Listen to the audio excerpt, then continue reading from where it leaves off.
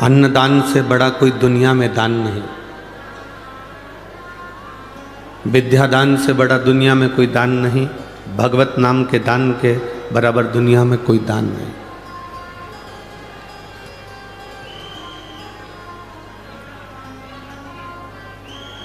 मैं धन्यवाद दूंगा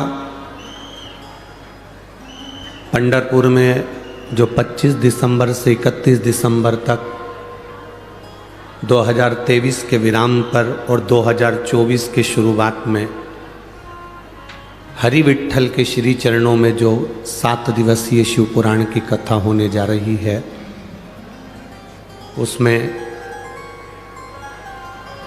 परभणी के सांसद महोदय जाधव जी को, जिन्होंने पूरी भोजन व्यवस्था संभालने के लिए स्वीकृति दी, उनको बहुत बहुत साधुवाद है। और केवल जाधव जी का नहीं, आप सबका कर्तव्य है। ये कथा किसी एक व्यक्ति की नहीं होगी जो पंढरपुर में होगी, आप सबकी कथा है।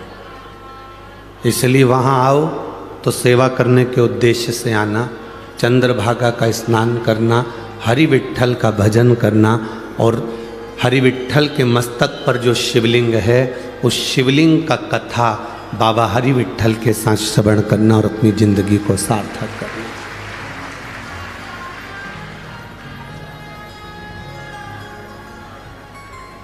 शिव कृपा के बिना कुछ भी संभव नहीं है।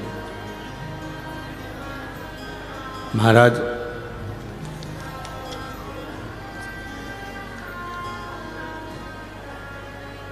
हम तो यहाँ नासिक शहर के जितने भी भक्त लोग कथा को श्रवण करने के लिए आए, हम उनसे कहेंगे ये तो बाबा की कृपा आप लोगों के एक लोटा जल से हुई है। जो आप लोगों ने एक लोटा जल चढ़ाया था ना, ये उसकी कृपा है जो शिव महापुराण की कथा मिली आपको। बोल बम का नारा है, बाबा एक सहारा। और जब तक उसका सहारा आपके साथ है, आपको घबराने की कभी जरूरत नहीं है। बिल्कुल मत घबरा। बस निवेदन है कि ऐसा ना करिएगा कि 2-3 महीने मंदिर गए और 3 महीने के बाद फिर 15-20 दिन छुट्टी कर ली, फिर मंदिर चले गए, फिर 15-20 दिन छुट्टी कर ली, फिर मंदिर चले गए। नहीं, अपने घर का एक नियम बना लो। आप मंदिर नहीं जा पा रहे हो तो आपके बच्चे को मंदिर भेजिए। वो नहीं जा पा रहा तो अपने पति मंदिर जाएं, एक लोटा जल चढ़ा कर आए।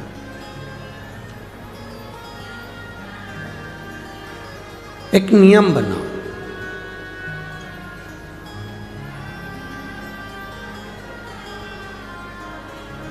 जैसे घर के दरवाजे में थोड़ी सी सरंग हो जाती है, घर का दरवाज़ा थोड़ा सा खुला रह जाता है, घर के दरवाजे में कोई जगह रह जाती है, घर के अंदर कोई खिड़की में कोई सरंग रह गई, कोई जगह रह गई, तो उसमें से चूहा अंदर घुस जाता है। बोलो सही है कि गलत है? बोलो बोलो, जम के बोलो। छिपकली अंदर घुस जाती है, छछूंदर अंदर घुस जाती है। दरवाजे में कोई सरंग रह गई, खिड़की में कोई सरंग रह गई, दरवाजे में कोई गैप रह गया, खिड़की में कोई गैप रह गया, तो उसमें चूहा, छिपकली, छछूंदर, काकरोच, ये सब अंदर घुस जाते हैं। दरवाजे में गैप हुआ तो चूहा, छछूंदर, काकरोच अंदर घुस गए, प्रवेश कर गए। खिड़की में गैप हुआ तो कीड़े मकोड़े अंदर प्रवेश कर गए, छिपकली अंदर घुस गई, चूहा घुस गया, छछूंदर, काकरोच, कीड़ा अंदर घुस गया। आपके जल चढ़ाने में, मंदिर जाने में गैप हो जाता है तो पाप हमारे अंदर वापिस प्रवेश कर जाता है। गैप मत होने दो। अपन मंदिर नहीं जा रहे तो अपने बेटे से कहो जरा एक लोटा जल चढ़ा कर। आप भगवान के दरवाजे तक नहीं जा पा रहे तो परिवार का कोई व्यक्ति मंदिर तक जाए, शिव जी को एक लोटा जल चढ़ा कर। गेप ना करिए, सरंग रह जाएगी, खुला रह जाएगा, छोटा सा गेप हो जाएगा तो उसमें से पाप भी हमारे अंदर प्रवेश कर सकता। पाप को प्रवेश का मौका मत दो कि पाप हमारे अंदर प्रवेश करे।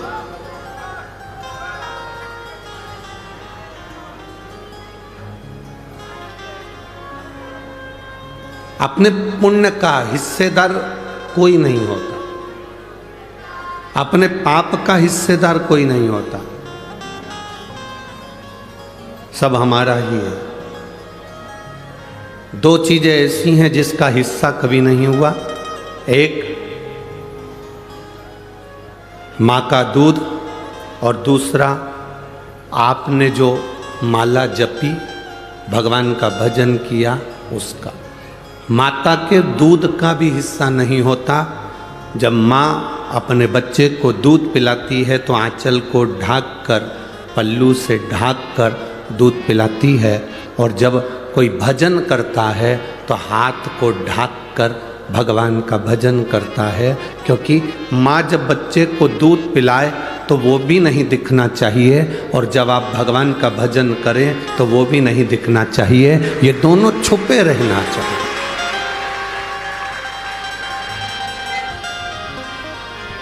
माँ का दूध और माला,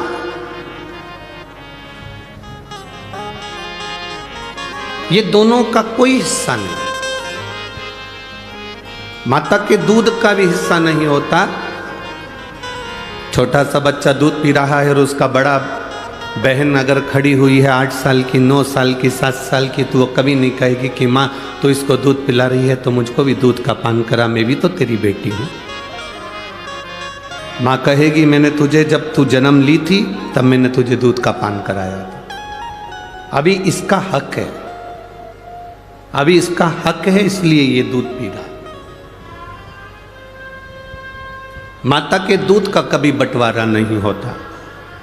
और आपने जो भगवान का भजन करा है, आपने जो जप किया है, इस कथा के पंडाल में बैठकर नासिक की पवित्र भूमि में, पंचवटी की इस पवित्र भूमि में, आपने त्र्यंबकेश्वर बाबा की साक्षी में, माँ गोदावरी के तट पर दामोदर मास में कार्तिक महीने में जो कथा सुनी है, इसका हिस्सा नहीं होगा। ये तुम्हारे खाते की चीज़ है, तुम्हारे हिस्से की चीज़ है जो तुम्हारे पास है।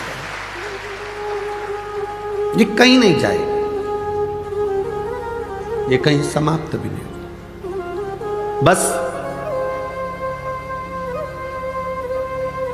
दरवाजे में गेप मत होने देना, खिड़की में गेप मत होने देना। दरवाजे खिड़की में गेप होता है तो काकरोच चूहा अंदर आ जाता है, और हमारे भजन में भी गेप नहीं होना चाहिए। मौका मिले, कथा के पंडाल में कथा नहीं सुन सकते, टीवी पर आ रही है उस पर श्रवण करो। दिन में नहीं सुन सकते, रात्रि को सोने से पहले 5 मिनट, हम ज़्यादा नहीं कहेंगे कि तुम 1 घंटा कथा सुनो, सोने से पहले 5 मिनट शिव महापुराण की कथा जहाँ की भी आप निकालना चाहो अपने मोबाइल पर निकाल कर केवल 5 मिनट श्रवण करो। बाबा का श्री शिवाय नमस्तुभ्यम का जाप करो और आराम से बाबा का नाम लेकर बेफिक्र होकर बाबा के भरोसे सब छोड़कर विश्राम करो कि मेरा बाबा मुझे संभालेगा और मेरे परिवार को संभालेगा। रात को जब सोते हो तो घर की सास चिल्ला कर कहती है बेटा ताला लगा दिया, बोलती कि नहीं बोलती? तुम अपने बच्चों से कहते हो दरवाज़ा बंद कर आया कि नहीं आया, रसोई घर का दरवाज़ा बंद करा कि नहीं करा, बिल्ली घुस जाएगी, चूहा घुस जाएगा। ये काम करा कि नहीं करा। रात को आप बोलते हो लाइट बंद कर कर सोना, सारे हॉल की लाइट बंद करना, बाहर की लाइट बंद करना, पानी की मोटर बंद करी कि नहीं करी, ये काम करा कि नहीं करा, वो काम करा कि नहीं करा। आपकी सास भी आपसे कहती है, आप अपने बच्चों से कहते हो, कोई पति पत्नी से कहता है, पत्नी कभी पति से कहती है। रात को सोने से पहले आपको पूरी चिंता रहती है और आप सब कुछ देख कर सोते हो। इसलिए रात्रि को सोने से पहले आप 5 मिनट का नियम बनाओ कि मुझे शिव महापुराण की कथा श्रवण करना है। आप अगर जैसे घर देखकर सोते हो उसी तरह परमात्मा का भक्ति का भजन देखकर सोओगे तो परमात्मा भी पूरी रात तुम्हारे घर को देखता रहे। आप उसके भरोसे। उसको मालूम है बड़ी बड़ी कुर्सियों पर, बड़ी बड़ी टेबल पर, पलंग पर बच्चा चढ़ता है। कब चढ़ता है? जब उसकी मम्मी, जब उसके पापा, जब उसकी माँ, जब उसके पिता उसके पास होते हैं। चढ़ता है, कूदता है। उसको मालूम है अगर मैं गिरूंगा तो मेरी माँ मुझे संभाल लेगी, मेरे पिता मुझे संभाल लेंगे। एक हवाई जहाज जा रहा था और पायलट ने अनाउंस कर दिया मौसम ठीक नहीं है और ऐसा लग रहा है आप लोग सीट बेल्ट बांध लें। और ये हवाई जहाज कहीं ना कहीं ऐसा लग रहा है कि स्थिति ठीक नहीं है, कोई भरोसा नहीं, कोई भरोसा। सब ने सीट बेल्ट बांध लिया। हवाई जहाज चल रहा था। एक बच्ची 6 साल की गेम खेल रही थी, टॉफ़ी खा रही थी। हवाई जहाज में बैठे हुए लोगों ने कहा तुम सीट बेल्ट बांध लो। ऐसा लग रहा है सबके आंख में आंसू है, तुम मुस्कुरा रही हो, तुम हंस रही हो, गेम खेल रही हो, टॉफ़ी खा रही हो, बिस्कुट खा रही हो, क्या तुम्हारे मन में भय नहीं है? उसने कहा नहीं। तुम्हें मालूम है हवाई जहाज अभी नीचे गिरने वाला है, तुम्हें भय नहीं है? नहीं। क्यों? क्योंकि जो पायलट है वो मेरा पापा है।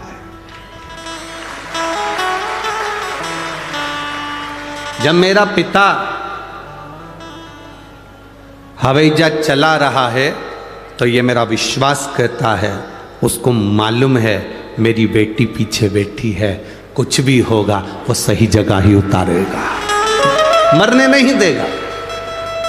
ये विश्वास आपके भीतर होना चाहिए कि आपको, आपके परिवार को, आपकी जिंदगी को चलाने वाला देवाधिदेव महादेव वो मेरा बाबा बैठा हुआ है, तो आपको डूबने नहीं देगा, वो डूबने नहीं देगा। ऐसा कोई कण, ऐसा कोई क्षण जहां शिव ना हो। कोई जगह बता दो जहां शिव ना हो। एक एक कंकर में शंकर समाया, एक एक बिंदु में शिव तत्व समाया, एक एक बिंदु में। कभी आप लोग, आपके क्षेत्र में कहीं ब्रह्म कुमारी आश्रम हो तो वहां जाकर अगर आप देखे होंगे तो वहां एक बिंदु से शिव की उत्पत्ति बताई जाती है। आप उन बहनों से पूछेंगे तो वो कहेंगे ये बिंदु से शिव की उत्पत्ति है। एक बिंदु से शंकर, शंकर में बिंदु है और बिंदु में शंकर है। और फिर उन देवाधिदेव महादेव से आगे आगे जो रचना हुई, नारायण, ब्रह्मा, देवता सब प्रकट होते चले गए। उस बाबा को पहचानना, शिव को जानना बहुत कठिन है। जो जान गया वो जानने के बाद फिर गलती नहीं करा। रात्रि को सोने से पहले उसका भजन जरूरी है। सांप से डरते हो ना? अरे बोलो तो। नहीं डरते हो तो मंगवा के छोड़ दे। सांप से डरते हो तो पाप से भी डरा करो। जब सांप से भय लगता है तो पाप से क्यों नहीं लगता? हम किसी को अपशब्द कह रहे हैं, ताने दे रहे हैं, गाली दे रहे हैं, आड़ा टेढ़ा कह रहे हैं, ये श्रेष्ठता नहीं। तो कई लोग कहते हैं गुरुजी आप कहते हो कि गंदा मत बोलो, अपशब्द मत बोलो, ताना मत दो, गाली मत दो, आड़ा टेढ़ा मत बोलो, और दूसरे लोग हमको बोलते हैं वो। अरे तो हम तो हमेशा कहते हैं ना, जो उन्नति की सीढ़ी पर चढ़ता है, जो तरक्की के मार्ग पर आगे बढ़ता है, तो सबसे ज्यादा गाली उसी को पड़ती है, दूसरे नहीं बकेंगे। तुम्हारी कॉलोनी के जो होंगे, तुम्हारे मोहल्ले के जो होंगे, तुम्हारे रिश्तेदार जो होंगे, तुम्हारे परिचित जो होंगे, जो तुम्हें बचपन से देखे होंगे, जो तुम्हें जानते होंगे। नामदेव जी को गाली किसी दूसरे ने नहीं दी, उनके अपनों ने दी। संत ज्ञानेश्वर महाराज को अपशब्द कह देते थे, संत तुकाराम जी को आड़ा टेढ़ा कह देते थे, मीराबाई को आड़ा टेढ़ा कहते थे, रामकृष्ण परमहंस जी को आड़ा टेढ़ा कहते थे, कर्माबाई को अपशब्द कहते थे। भारत की भूमि के एक एक संतों का चरित्र निकाल कर देखिए, उनको कितना अपशब्द कहा गया, उनको कितनी गालियां दी गई, उनको कितना आड़ा टेढ़ा कहा गया। ये संत तो बाद में पुजाए, जब भगवान में समाहित हो गए, जब भगवान में चले गए, संसार छोड़कर चले गए, तब दुनिया के लोगों ने इन संतों को पूजना चालू करा। जब तक जिंदा थे तब तक उनके नगर के लोग, उनकी कॉलोनी के लोग, उनके मोहल्ले के लोग, उनके क्षेत्र के लोग, उनके प्रदेश के लोग उनको अपशब्द कहते रहे। जब वो चले गया तब दुनिया को मालूम पड़ा कि संत तुकाराम जी क्या थे, संत ज्ञानेश्वर क्या थे, संत एकनाथ जी क्या थे, मीराबाई क्या थी, रामकृष्ण परमहंस क्या थे, श्रीमद् वल्लभाचार्य जी क्या थे, श्री रामानुजाचार्य जी महाराज क्या थे, श्री निम्बकाचार्य जी महाराज क्या थे। उनको पहचाना फिर लोगों।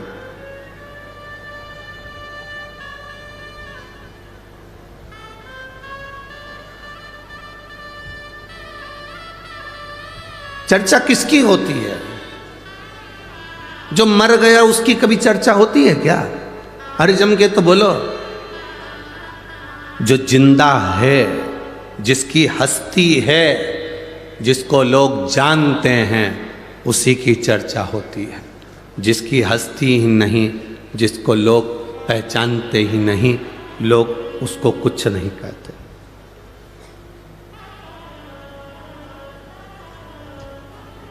जितनी गाली दुनिया में किसी को नहीं पड़ती होगी, उतनी गाली बेचारे मोदी को पड़ती होगी।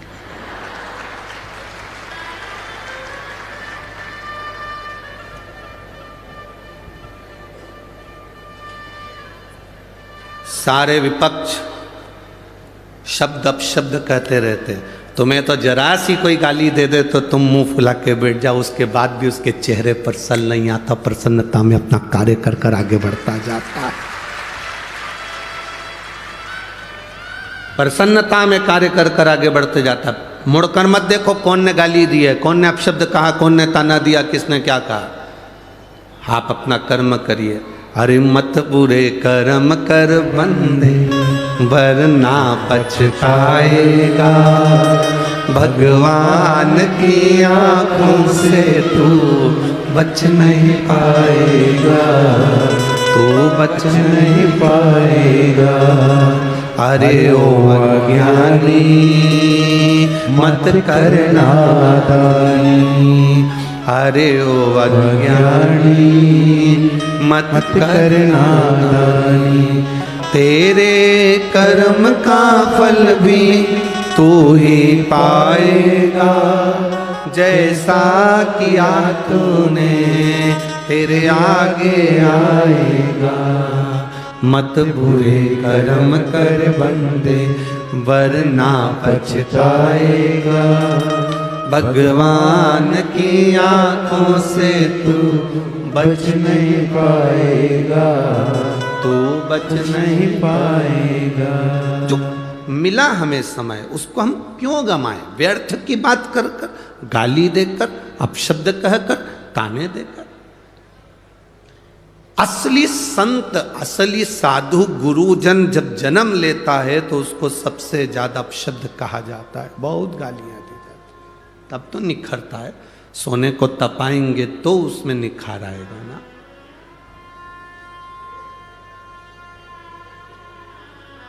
जब तक निखारेंगे नहीं तब तक उसका रस तत्व प्राप्त नहीं होगा।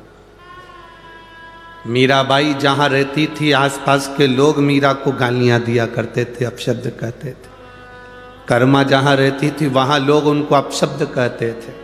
जो आता था वह हंसी उड़ा कर ताना देकर उनके परिचित भी उनको अपशब्द कह देते थे।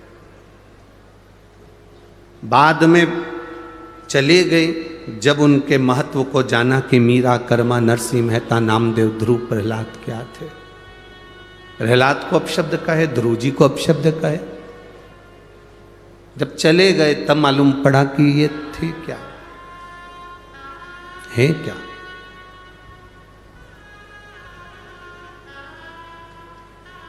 जीते जी पहचानना कठिन है। सास जिंदा है, उसका मन कर रहा है कि मुझे खीर बना के खिला दे।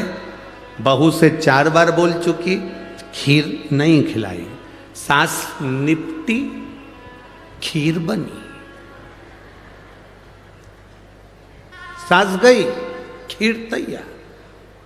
अब सास को नहीं, उसका फोटो जो लगा हुआ है स्माइल देता हुआ, बस वो कंडा जलाकर, गाय की गोबरी जलाकर, उसको जलाने के बाद थोड़ी सी पूड़ी और खीर उसमें छोड़कर फिर प्रणाम।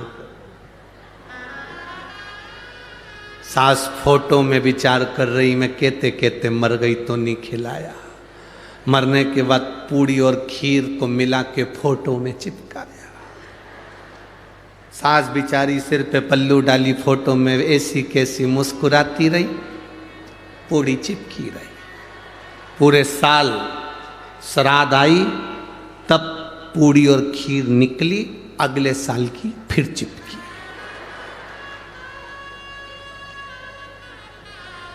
चिपक गई, फिर अगला साल आएगा, फिर खीर पूड़ी चिपक जाएगी,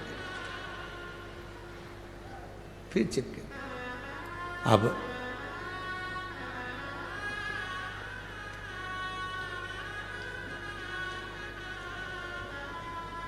हमारा तो केवल इतना सा निवेदन है, जब तुम्हारे बच्चे दुकान पकड़ ले, जब तुम्हारी बहू रसोई घर पकड़ ले, तुम्हारे बच्चे अच्छे से दुकान चलाने लगे, काम करने लगे, तुम्हारी बहू अच्छे से रसोई घर में भोजन बनाने लगे, घर संभालने लगे, जब तुम्हारे बच्चे दुकान पकड़ लें, तुम्हारी बहुएं तुम्हारा घर रसोई घर पकड़ लें, तब तुम हाथ में पानी का लोटा पकड़ लो और माला पकड़ लो।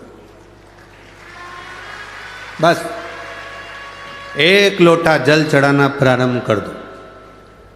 नी पकड़ोगे, 2-4 कदम चलने की आदत डालो। दिन भर सोफे पर पड़े रहते हो, मोबाइल रिमोट हाथ में पड़ा रहता है, पड़े पड़े घर में शरीर में बीमारी बढ़ती चली जाती है। दूध वाला दूध देने आता है, घंटी बजाता है तो भी नौकर जाता है। कोई आया तो नौकर दरवाज़ा खोलता है, भोजन वाली, कपड़े वाली, बर्तन वाली, भांडे वाली सब आती है। तुम अकेले केवल मोबाइल और टीवी, इसके सिवाय डेंटिंग, पेंटिंग और कुछ भी। शरीर बेकार हो जाएगा, कोई काम नहीं आएगा। कम से कम 1 लोटा पानी लेकर जब तुम शंकर जी के मंदिर में चलकर जाओगी, पैदल चलकर जाओगी, तो लोग ये जान भी जाएंगे कि हमारे नगर की सेठानी कम से कम मंदिर आती है, और शरीर भी ठीक रहेगा और बाबा की शरणागति रहेगी। तुम्हारे बेटे दुकान पकड़ ले, तुम्हारी बहुएं घर पकड़ ले, रसोई घर पकड़ ले, तो तुम हाथ में 1 लोटा जल और हाथ में माला पकड़ लो। ये 2 चीज अगर नहीं पकड़ पाए तो फिर पलंग पकड़ लो।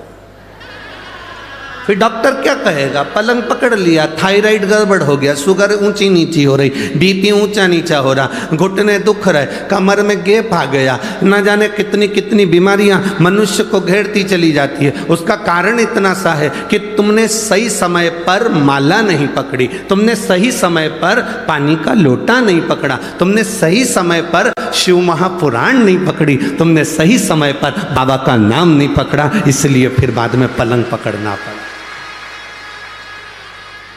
पलंग पकड़ो उससे पहले माला पकड़ो। पर कई लोगों की आदत रहती है जब तक पलंग नहीं पकड़ते तब तक माला भी नहीं पकड़ते।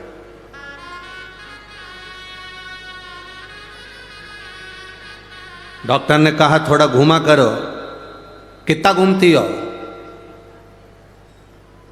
जाया करो घूमने, बीमारी बढ़ रही है। अब घूमने जा रही है, डॉक्टर कहा तब घूमी, पहले घूम लेती ना।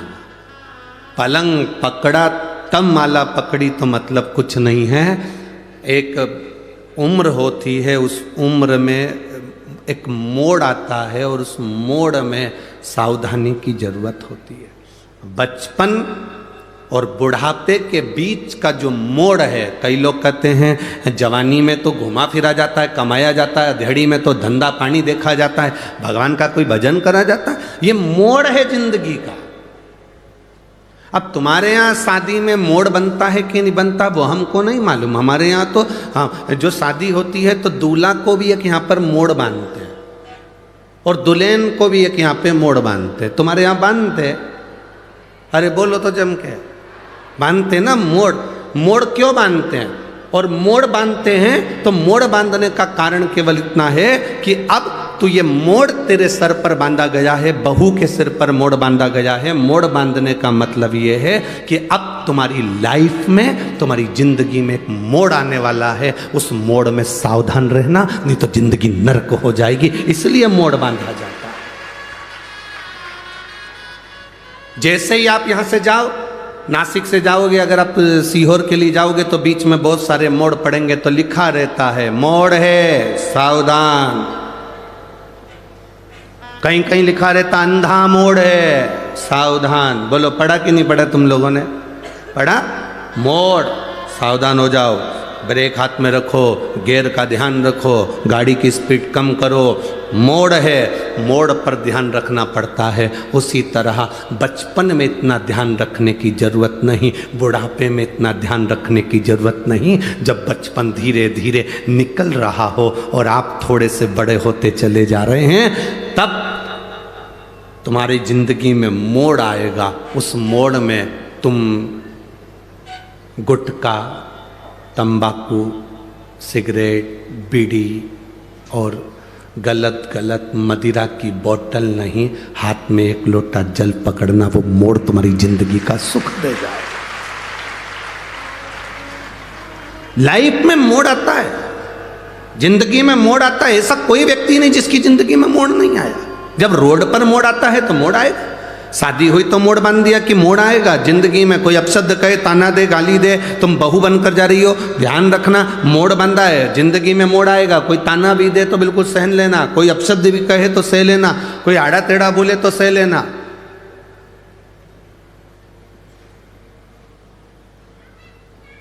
कहीं इधर उधर भटकना मती।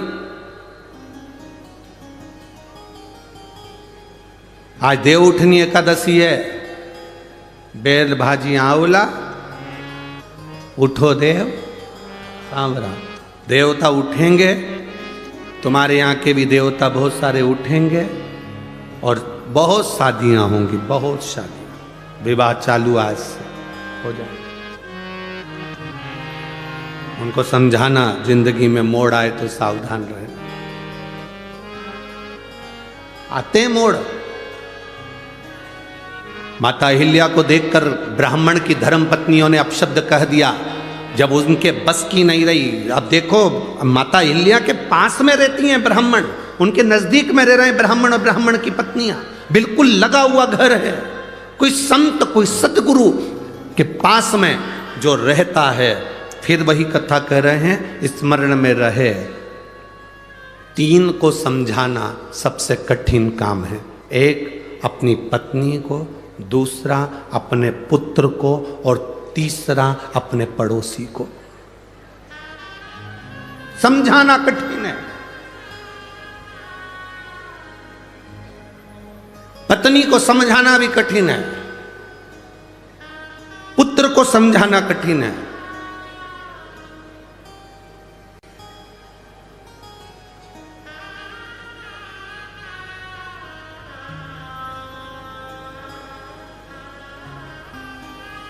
और पड़ोसी को समझाना कठिन है। बहुत कठिन काम।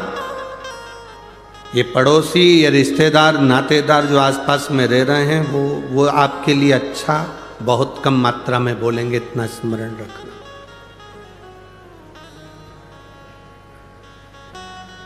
दुनिया के लोग आपकी तारीफ कर देंगे, पर आपके नजदीक रहने वाला आपकी तारीफ नहीं करेगा, वो कुछ ना कुछ तुम्हारी बुराई कर देगा, आप शब्द कह देगा। कौन? किसको जानते हो? कहीं जाकर आप अपने नजदीक में कोई रह रहा हो, उससे पूछ, अरे कौन? वो प्रदीप मिश्रा है।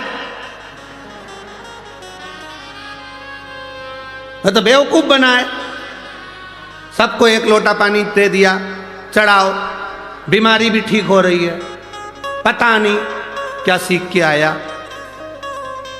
हो क्या। प्रदीप मिश्रा ने कभी ये नहीं कहा कि तुम मेरे पास 24 घंटे बैठे रहो। यहाँ इतने लोग बैठे हैं, ईमानदारी से कहना, आप लोगों से मिलने का भी हमको समय नहीं रहता। हम भी बाबा का भजन करते हैं, निवेदन आपसे इतना करते हैं कि आप भी करो।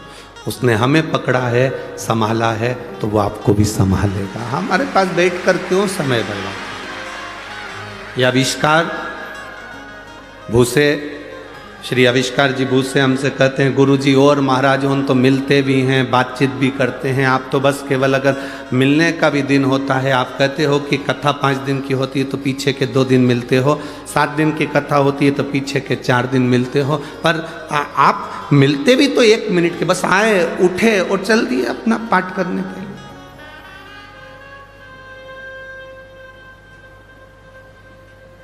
अच्छा, ईमानदारी से बोलो, तुमको हम समय देंगे,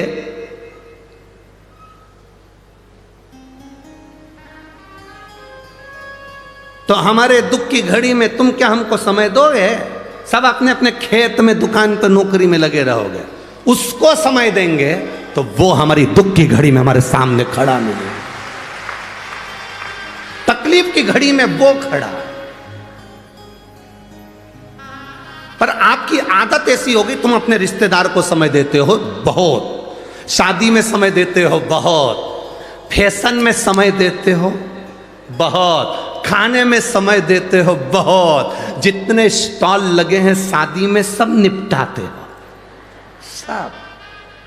भले पानी पूरी के लिए मुंह कितना ही चौड़ा करना पड़ा, पर खाते जरूर, समय देते।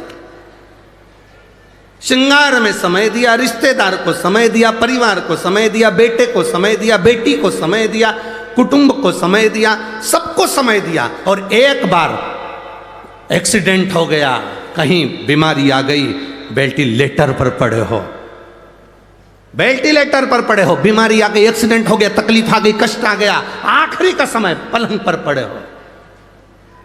अब अंदाजा लगाना कौन कितना समय दे रहा।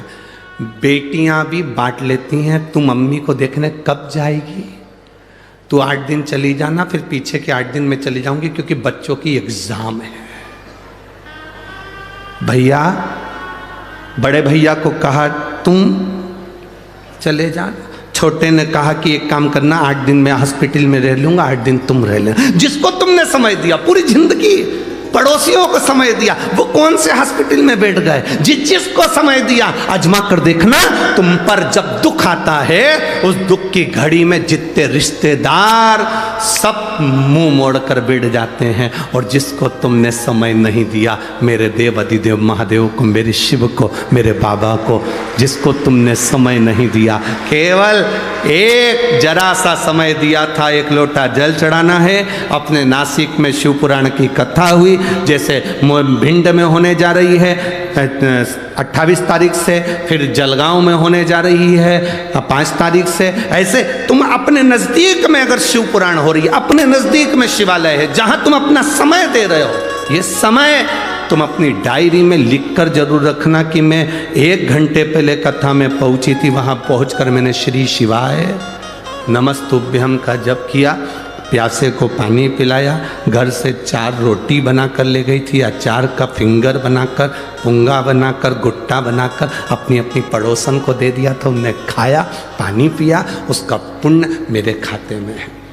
मैंने बाबा को समय दिया, बाबा ने मेरी दुख की घड़ी में आखिरी में डॉक्टर कह देता है अब मेरे बस की बात नहीं है, मेरे हाथ में नहीं है। डॉक्टर जब कह दे कि अब तेरे हाथ में नहीं है, अब उसके हाथ में है, मतलब समझ लेना अब उसने आपको अलग से समय दिया और थोड़े बहुत भी ठीक हो गए तो समझ लेना उसने आकर संभाल लिया था, समय दे दिया था, समय दिया उसने। एक व्यक्ति मिलिट्री में सर्विस करता,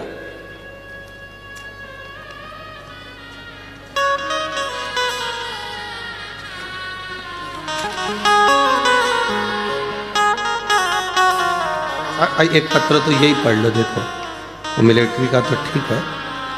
मैं चित्रा ईश्वर परदेसी, रहने वाली हूँ कालाराम मंदिर के पास, पंचवटी, नासिक। कहीं बैठी हैं हाथ उठा सकती हैं या स्वयं खड़ी हो जाए। अगर कहीं बैठी हो तो खड़ी हो या हाथ हिलाएं।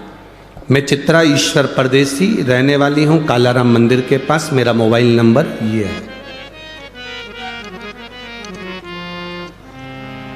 कहीं बैठी हो तो हाथ हिला सकती हैं, कहीं पर बैठी हो तो अपना हाथ हिला सकते हैं। मैं चित्रा ईश्वर परदेसी, रहने वाली कालाराम मंदिर के पास, पंचवटी, नासिक, मेरा मोबाइल नंबर ये है। आप लोग टीवी स्क्रीन पर, आस्था चैनल पर या एलईडी पर इस पत्र को हमारे साथ में पढ़ सकते हैं। हम जितने पत्र पढ़ते हैं आप सबको पढ़ सकते हैं हमारे साथ में। अपनी अपनी एलईडी पर पत्र को अवश्य पढ़ें। मैं चित्रा ईश्वर परदेसी, रहने वाली हूँ कालाराम मंदिर के पास, पंचवटी, नासिक में मेरा लड़का कुमार योगेश परदेसी, इसकी किसी बीमारी के कारण किडनी फेल हो गई। किडनी फेल हुई, उसे अस्पताल में भर्ती कराया तो डॉक्टर ने उसके किडनी बदलने का बोला। हमने, मेरे पति ईश्वर परदेसी अपनी किडनी देने को तैयार हो गए, उसकी जांच हो गई और किडनी देने की तारीख आ गई। इसमें हमारी जिंदगी बहुत कष्टमय से गुजर रही थी गुरुदेव। तब हमारे पहचान वालों ने, आप पत्र में पढ़ रहे होंगे, हमारे पहचान वालों ने कहा टीवी पर शिव महापुराण की कथा चल रही है, वो कथा सुनकर शंकर भगवान को एक लोटा जल डालना, समर्पित करना प्रारंभ करा और शिव जी का चढ़ा हुआ जल अपने बेटे को पिलाना प्रारंभ करा। बेटे की किडनी बदलना थी, उसके डायलिसिस होते थे, इतने डायलिसिस होते थे कि 2 दिन के अंदर डायलिसिस का क्रम चलता था। अब किडनी बदलने की तारीख आ गई। एक बार वापिस डॉक्टर के पास उनको ले जाया गया। डॉक्टर देखकर अचंभे में पड़ गया, आश्चर्य में पड़ गया कि इसकी किडनी ने काम करना प्रारंभ कर दिया और डायलिसिस भी बंद हो गया। अब दवाई भी नहीं था, डायलिसिस भी बंद हो गया और बाबा ने उसको संभाल लिया। दीदी ने एक लाइन बहुत अच्छी लिखी है, ओ भोला सब दुख काटो ओ भोला सब दुख काटो। इसमें लिखा डायलिसिस पूर्ण तरह से बंद हो गया, उसकी दवाई बंद हो गई और मेरे बेटे की किडनी ने काम करना प्रारंभ करा। अब वो बहुत अच्छे से सब कार्य कर रहा है, कोई चिंता नहीं। ये शिव भक्ति है। कौन आया उस समय पर? पिता अपनी किडनी देने को तैयार हो गया, माँ अपनी किडनी देने को तैयार हो गई, परिवार में टेंशन आकर खड़ा हो गया। डॉक्टर के हिसाब से बीमारी बड़ी थी, किडनी चेंज होना थी, पर बाबा पर भरोसा करा, आपने उसको समय दिया। ए मेरी नासिक की जीजियों और मेरे नासिक के जीजाओं, सावधानी रखना। आप अगर देवाधिदेव महादेव को समय दे रहे हो, आप शंकर भगवान को समय दे रहे हो, शिव महापुराण में समय दे रहे हो, जाकर पंडाल में बैठकर कथा का रसतत्व ग्रहण कर रहे हो, टीवी पर, मोबाइल पर कथा को श्रवण कर रहे हो, आपने अपने कीमती समय में से थोड़ा सा समय अगर मेरे बाबा को दिया है तो ये निश्चित है अंत समय प्रभु आना पड़ेगा, वचन दिया तो निभाना पड़ेगा। आए ना आए प्रभु कुटुंब कबीरा, अंत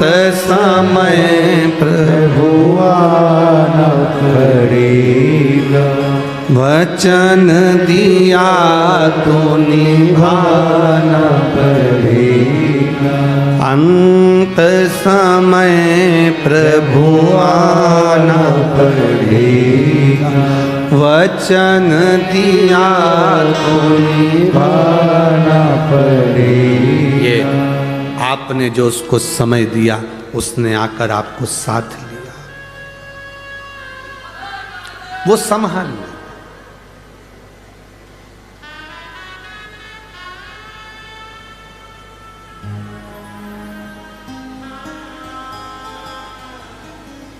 सारी समस्या का हल। अब इस बहन से कोई पूछे, ये कालाराम मंदिर के पास में जो रहती है, चित्रा ईश्वर परदेसी, कालाराम मंदिर के पास पंचवटी नासिक में जो रहती है, उसका मोबाइल नंबर भी यहाँ लिखा। इस बहन से कोई पूछे कि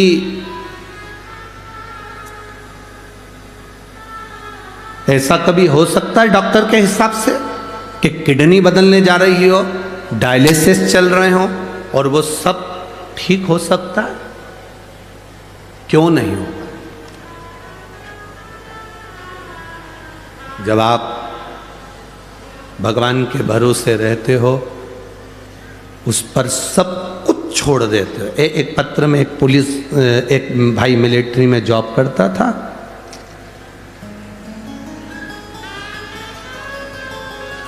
और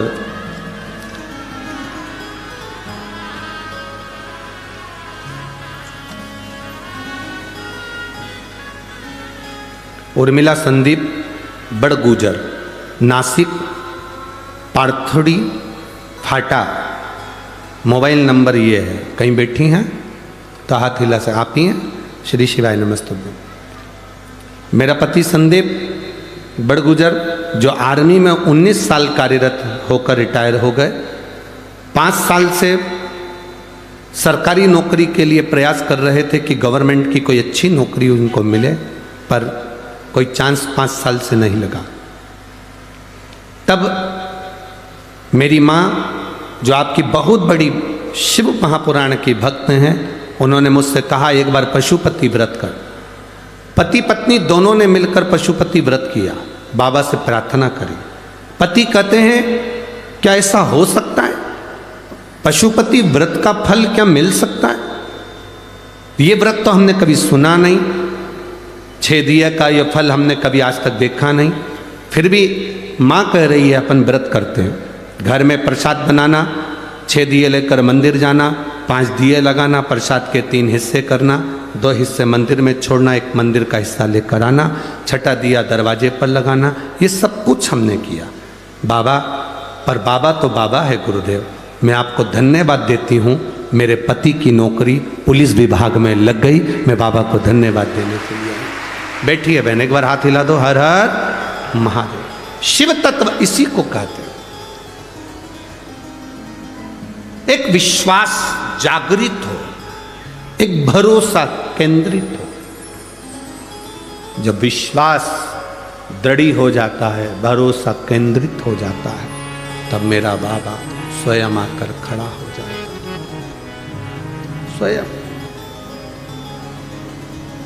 लाखों के दुखड़े जो तू हर गया डमरू वाले, मेरे दुखड़ों को देख कर क्यों डर गया डमरू वाले। लाखों के दुखड़े जो तू हर गया डमरू वाले, मेरे दुखड़ों को देख कर क्यों डर गया डमरू वाले। अब देव उसको समय। हम क्यों कहते हैं कि 1 लोटा जल सबको चढ़ाना चाहिए? घर के बच्चे हैं तो वो चढ़ाए, बेटी है तो वो चढ़ाए, बेटा है तो वो चढ़ाए, पति है वो भी चढ़ाए, पत्नी है वो भी चढ़ाए। कारण कब वो जल तुम्हारे किस काम आएगा वो तुम भी नहीं जान सकते। तुम्हारी दुख की घड़ी में कब मेरा देव अधिदेव महादेव आकर खड़ा हो जाएगा तुम समझ नहीं पाओ। गाली देने वाले, अपशब्द कहने वाले, ताने देने वाले, आड़ा टेढ़ा बोलने वाले कोई दूसरे नहीं होंगे, तुम्हारे नज़दीक में रहने वाले तुमको बढ़ता हुआ देखकर, प्रसन्न होता देखकर दुखी होंगे। गौतम बाबा, गौतम ऋषि और माता अहिल्या से उनके पास में रहने वाले ब्राह्मण ब्राह्मणी जो निवास करते थे, उनके अंदर ईर्ष्या जागृत हो गई। कोई दूसरा नहीं, नजदीक पड़ोसी, पास में रह रहे, नजदीक में रह रहे।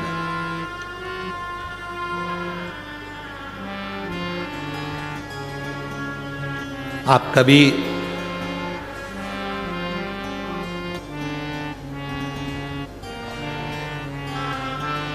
अब जब गौतम ऋषि के नजदीक में रहने वालों ने चाल चली,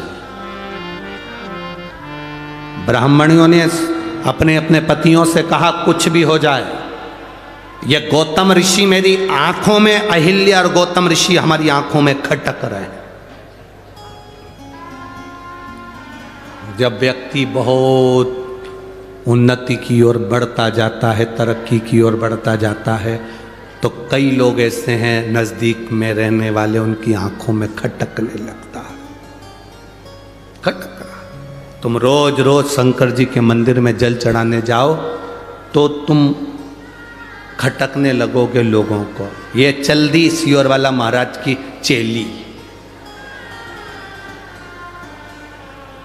ये देखो हो गई पागल, ये भी टीवी पे कथा सुन सुन के।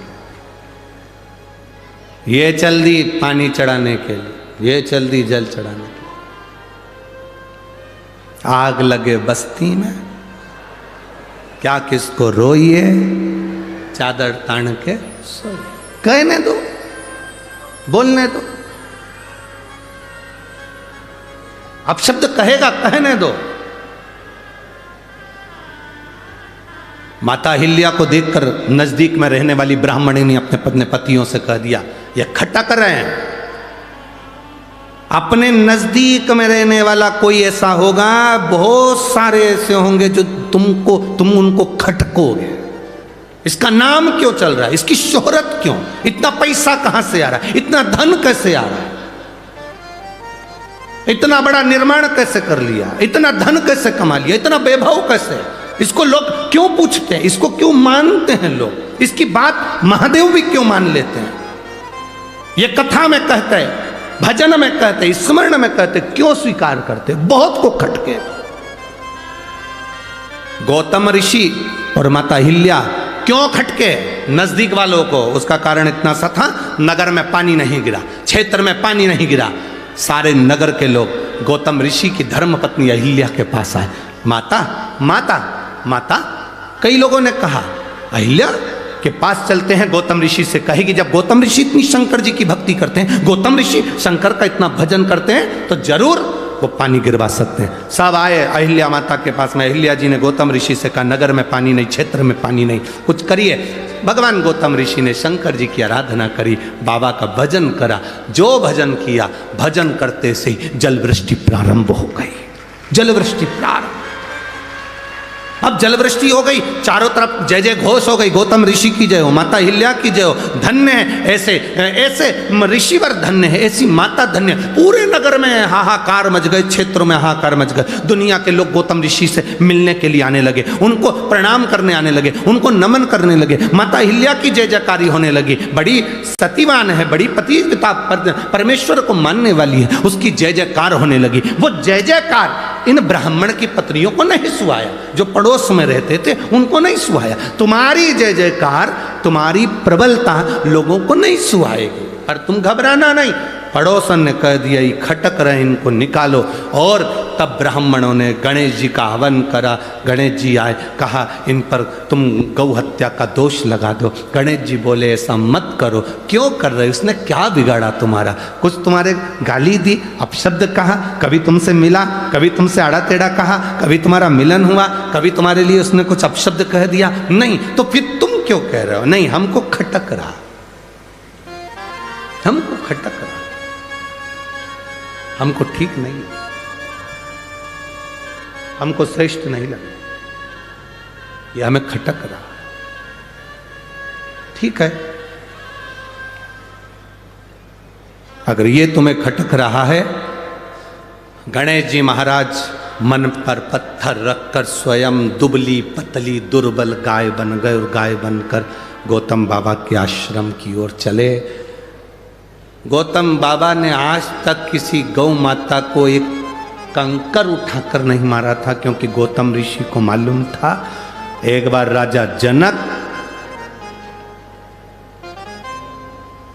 मार्ग से जाती हुई गाय को हटा दिए थे साइड में से, तो उनको भी नरक जाना पड़ा था, उनको भी नरक। अब उनके स्मरण में है गौ माता की भक्ति किसको कहते हैं, उन्होंने नहीं उठाया। पर गाय जब नजदीक की ओर आने लगी, जहां शिवलिंग था उस शिवलिंग के पास में गौ माता आने लगी, तो उन्हें छोटी सी एक हल्की सी दुर्बा का त्राण, छोटा सा, इतना छोटी दुर्बा पतली गाय को बस ऐसा करा और गाय थोड़ी सी आगे बढ़ी और प्राण छूट गए। सारे ब्राह्मण इकट्ठे हो गए, ये गौतम बाबा की गौ हत्या कर दी, इनको धक्के मारकर निकाल दो। निकालने की तैयारी हो गई, अब शब्द कहा, गौतम ऋषि की आंख में जल भर गए। अहिल्या देवी रोने लगी।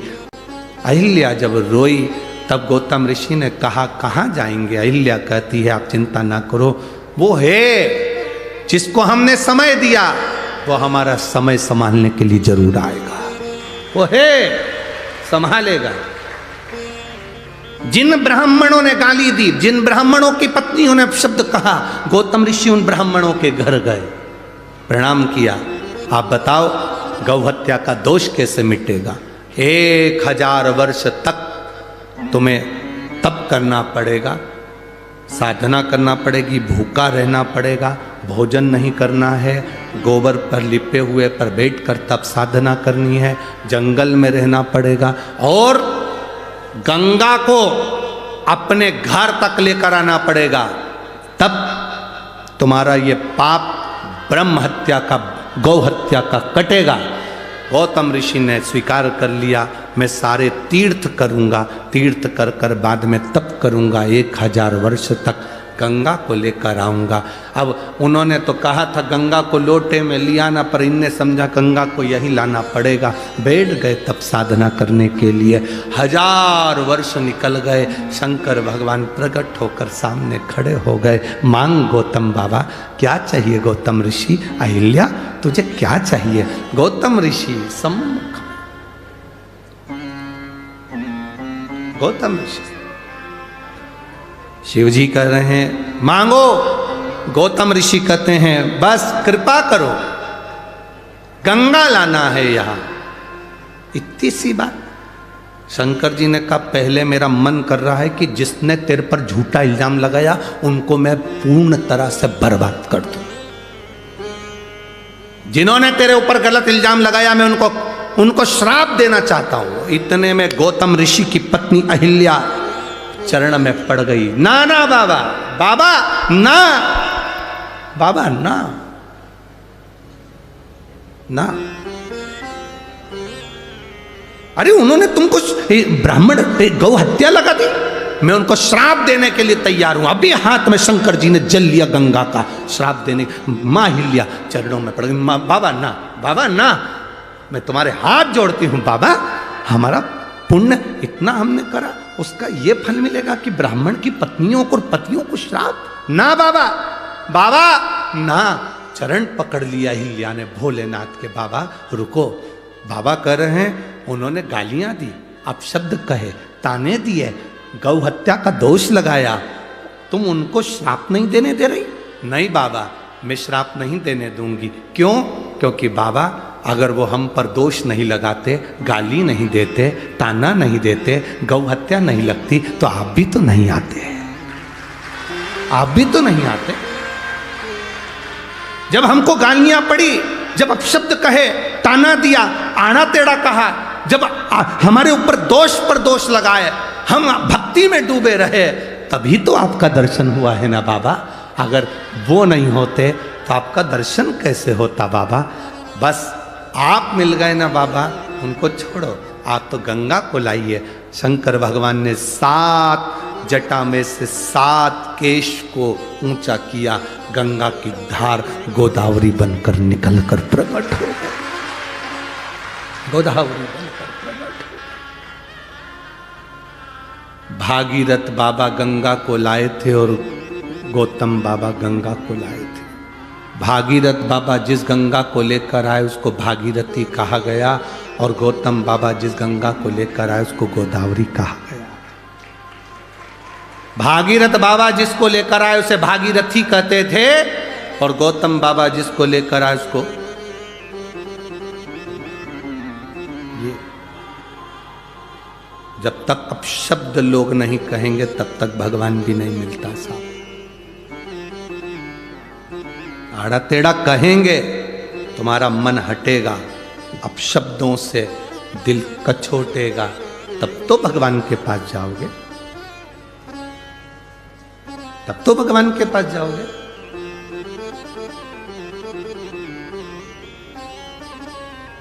भगवान के पास जीव जाता कब है? जब दुनिया का वो वहां पर अपन जाते हैं गंगा नहाने के लिए, वहां लिखा रहता हरिद्वार। क्या लिखा है?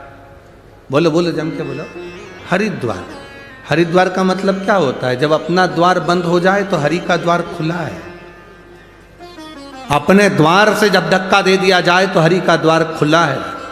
अपना द्वार बंद हो जाए तो हरि का द्वार खुला है। उसका नाम हरि द्वार है। तुम्हें सब ठुकरा दे तब उसके पास जाओ,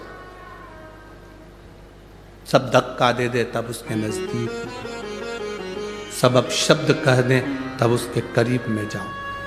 और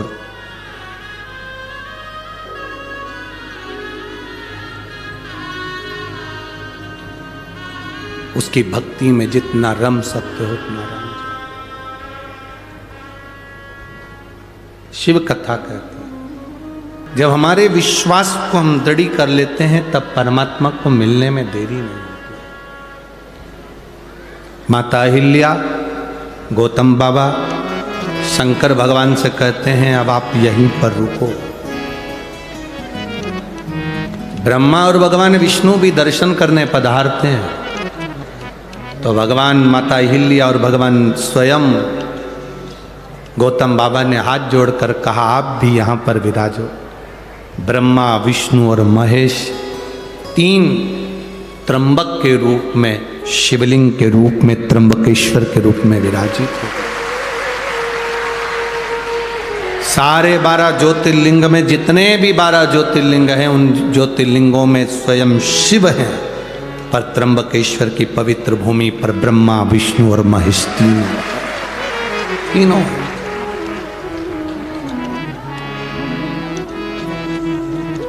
कितने किस्मत वाले हो जी आप लोग। आपके भाग्य की सराहना हो कि त्र्यंबकेश्वर की पवित्र भूमि के नजदीक में रह रहे हो। अपने अपने घर जाकर एक बार राइनोन से नजर उतरवा लेना। ये शिव की कृपा है, ये बाबा की करुणा है। आप अगर शंकर के नजदीक में हैं तो आप भाग्यशाली हैं। शिव के नजदीक में अगर आप हैं तो आप भाग्यशाली हैं।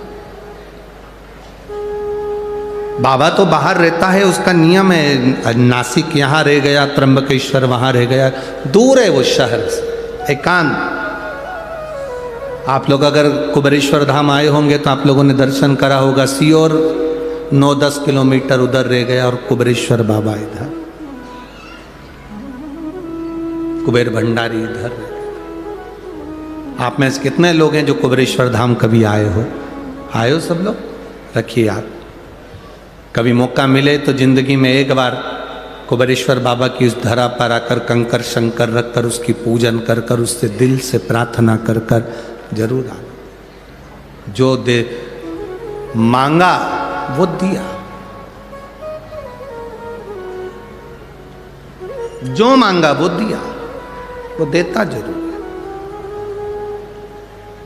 कई लोग आते हैं दिवाली मनाने के लिए, दीपावली के अवसर पर आते हैं। आज कई लोग कह रहे थे गुरुजी देव दीपावली आज है क्या? अब हम उनको क्या कहें कि कथा चल रही है। देव दीपावली यहाँ कथा 25 को विराम होगी और 26 तारीख की देव दीपावली है। 25 को तो यहाँ विराम हो जाएगा, 26 को आएगा ना देव दीपावली का पर्व। तो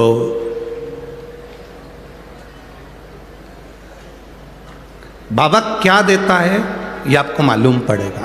आपको कल कथा में कहा था देव दीपावली के दिन 7 दीप 7 पुष्प का पूजन अवश्य करें। खजाना लुटाता है। जैसे हमारे यहाँ कुबेरेश्वर धाम पर दिवाली के दूसरे दिन सुबह 9 बजे से 12-1 बजे तक खजाने का काम रहता है।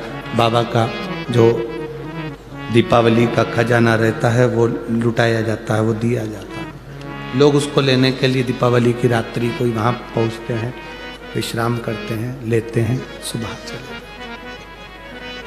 फिर उसको अपने अलमारी तिजोरी में रोक रख ले, फिर पहुँच जाते हैं अगले साल। बाबा इतना भर देता, फिर पहुँच जाते। शिव कृपा शंकर। एक पत्र आया है,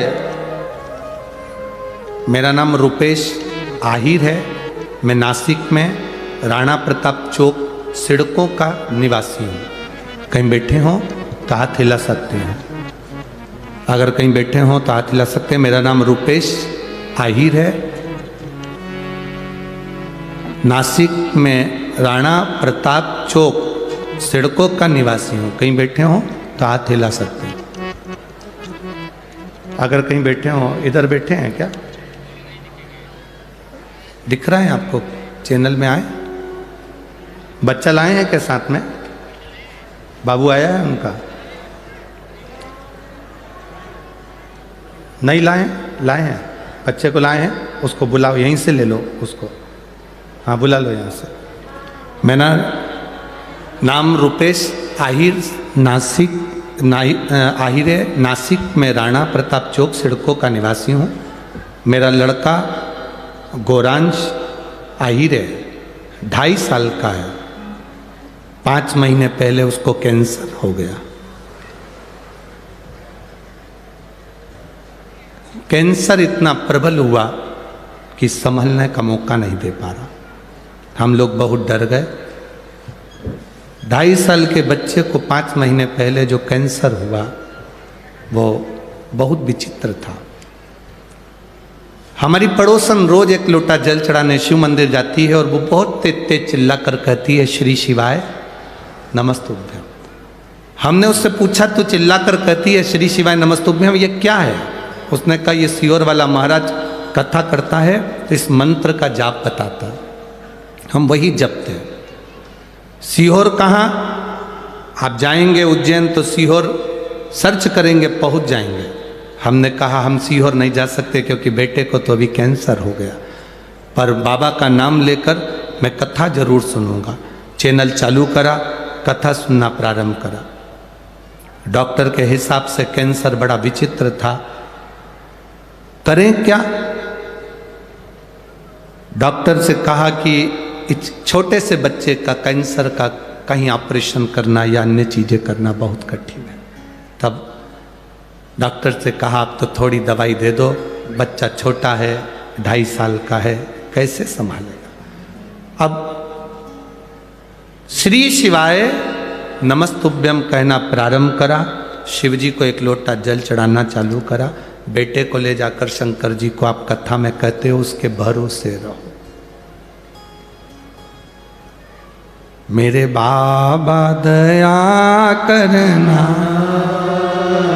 मैं तेरे उस बच्चे को हमने बाबा के सहारे छोड़ दिया कि अब ये तुम्हारी औलाद, तुम्हारी संतान, तुम संभालो। दूसरी बार हम डॉक्टर के पास चेक कराने गए तो कैंसर नील में आ गया। बच्चा आया, ला रहे हैं, बच्चा ला रहे हैं। अच्छा, बच्चा घर चले गया है, ठीक है ना बाबू? हाथ हिलाओ एक बार। श्री शिवाय।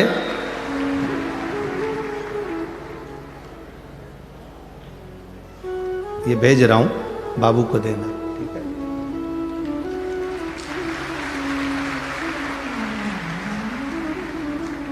अब ठीक तो है? एक हाथ हिला दो एक बार। शिव कृपा बनी रहे। गुरुदेव, आप तो व्यासपीठ से कहते हो कथा, पर वो कथा नहीं रहती। गुरुदेव, वो मेरा बाबा खुद कहता है और सुनता है। शिव कथा है, उसको सुनो। बैठिए बहन। श्री शिवाय नमस्ते। उसके भरोसे पर रहना, उसके सहारे रहना, उसके विश्वास पर दृढ़ रहना, यह बहुत जरूरी। जब तक हम उसके भरोसे पर नहीं रहेंगे तब तक वो साथ का नहीं। अब 2.5 साल का बच्चा 5 महीने पहले हो गया कैंसर, कैसे सधे वो माता पिता के हृदय की बात कौन जाने कि क्या स्थिति होती होगी एक माँ की, क्या स्थिति होती होगी एक पिता की। पर मेरे बाबा दया करना,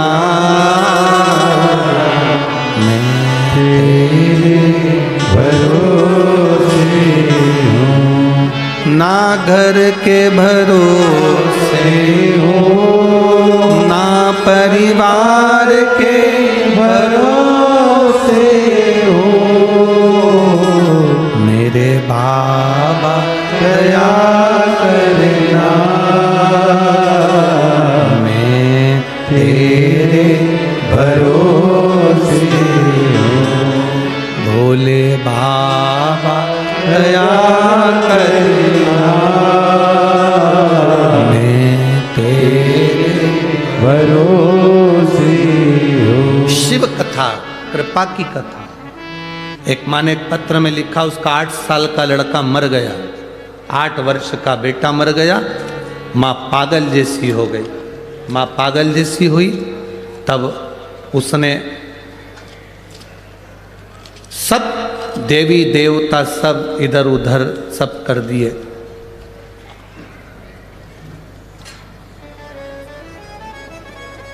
मैं मंगला ताराचंद महाले, मैं बाबा की का वर्णन करूं। मेरी बेटी किरण सोनवड़े सिडको, उसका 8 साल का एकलौता बेटा स्कूल में गिरने की वजह से मर गया। अंदरूनी चोट ज़्यादा आई थी। 6 मार्च को उसका देहांत हो गया। बाबा, बेटी पागल जैसी हो गई, पूरा घर टूट गया। 4 घंटे के अंदर उसके प्राण चले गए। बाबा,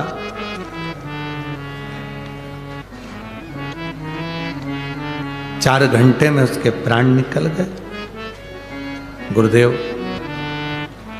बेटी ने कहा मैं देवता नहीं पूछूं, भगवान का भजन नहीं करूं।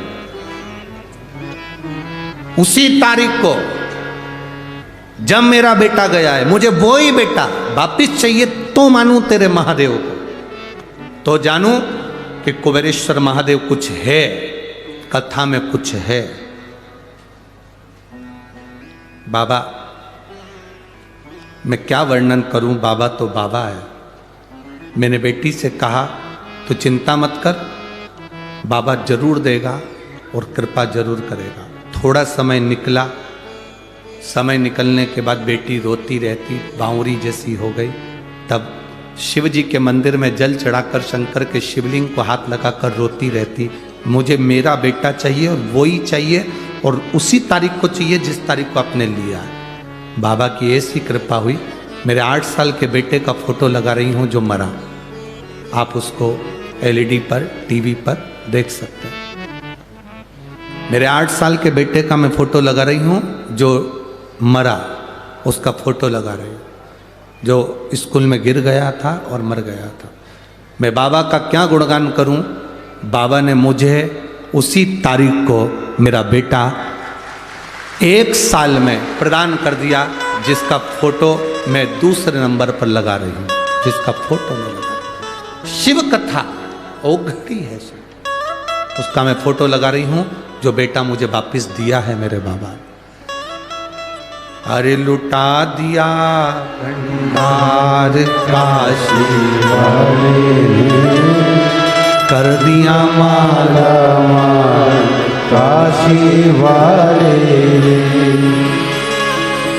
जो मांगा वो देता है, झोली वो भर देता है। जो मांगा वो देता है, झोली वो भर देता है। सबका साथ निभाता है, सबका साथ निभाता है।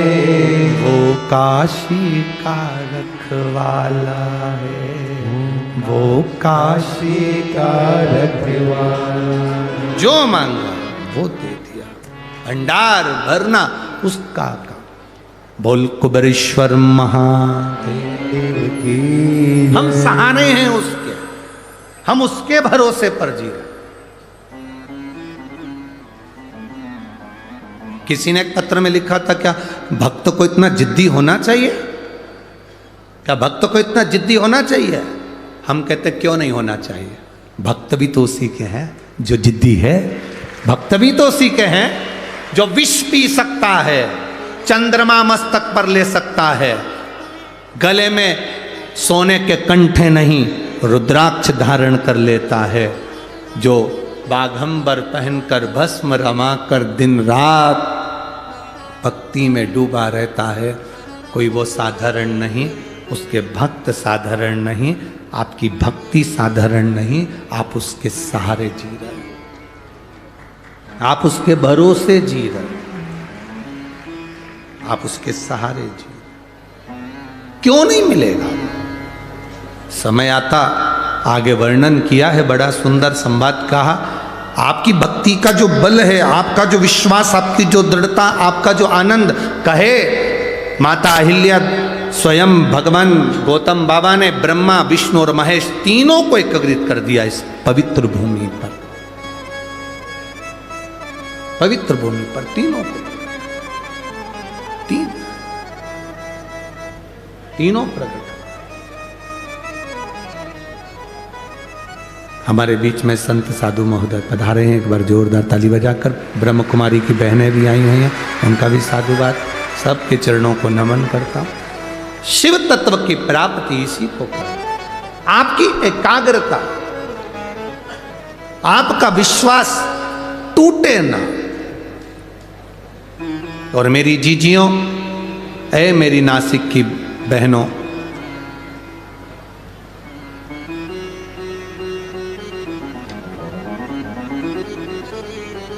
एक बात अपने जीवन में उतार कर रखना, और मेरे जितने नासिक के जीजा बैठे हुए हैं वो भी अपने भीतर उतारे, बेटियां बेटे भी अपनी जिंदगी में उतारे। आप कितने भी अप टू डेट बन जाओ, आप कितने भी विद्वान बन जाओ, आप कितनी भी पढ़ाई कर लो, कितने भी अफसर बन जाओ, पर इतना याद रखना कि अंत समय में, आखिरी में तुमने जितनी डिग्रियां प्राप्त करी है वो डिग्री काम नहीं आती। अंत समय में जो तुमने भजन करा है वो डिग्री काम आती है। तुम्हारे पास में कौन कौन सी डिग्री है वो तुम जानो। तुम कितने बड़े ओहदे पर बैठे हो वो तुम जानो। तुम्हारे पास में कितनी बड़ी पद है, कितनी बड़ी प्रतिष्ठा है वो तुम जानो। ये इंजीनियर की डिग्री और ये सारी डिग्रियां, सीए की हो, डॉक्टर की हो, कलेक्टर की हो, एसपी की हो, कमिश्नर की हो, मंत्री की हो, संतरी की हो, कलंतरी की हो, ये सारी डिग्रियां केवल यहीं पृथ्वी पर चलती है। वहाँ तो एक डिग्री चलती है कि मुख से भगवान का भजन कितना किया है, परमार्थ का कार्य कितना किया है, भूखे को भोजन कितना कराया, प्यासे को पानी कितना पिलाया, वो डिग्री वहां चलती।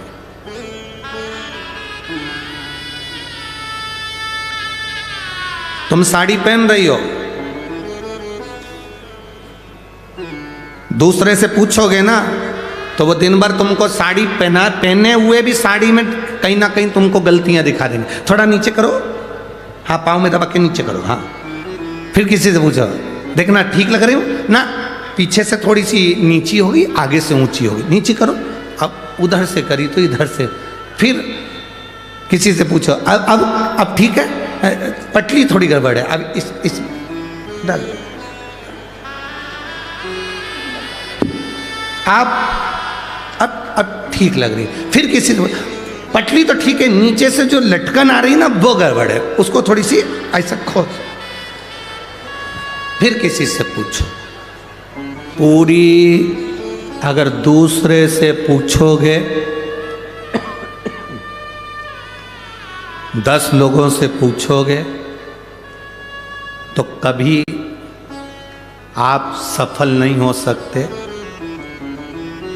अपना श्रृंगार करा है, कहीं किसी से मत पूछो, दर्पण के पास जाओ, कांच के सामने जाकर खड़े हो जाओ, कांच आपको बता देगा कि आप कैसे लग रहे हो। कांच के सामने जाओ, इनसे पूछोगे ना तो ये सब बताते रहेंगे, कोई कहेगा ये, कोई कहेगा वो, कोई कहेगा ऐसा, कोई कहेगा वैसा। आप जितने लोगों से आप योगी से पूछो तो वो कहेगा योग करो। पंडित जी से पूछोगे तो कहेगा भगवान को पाना है तो यज्ञ करो।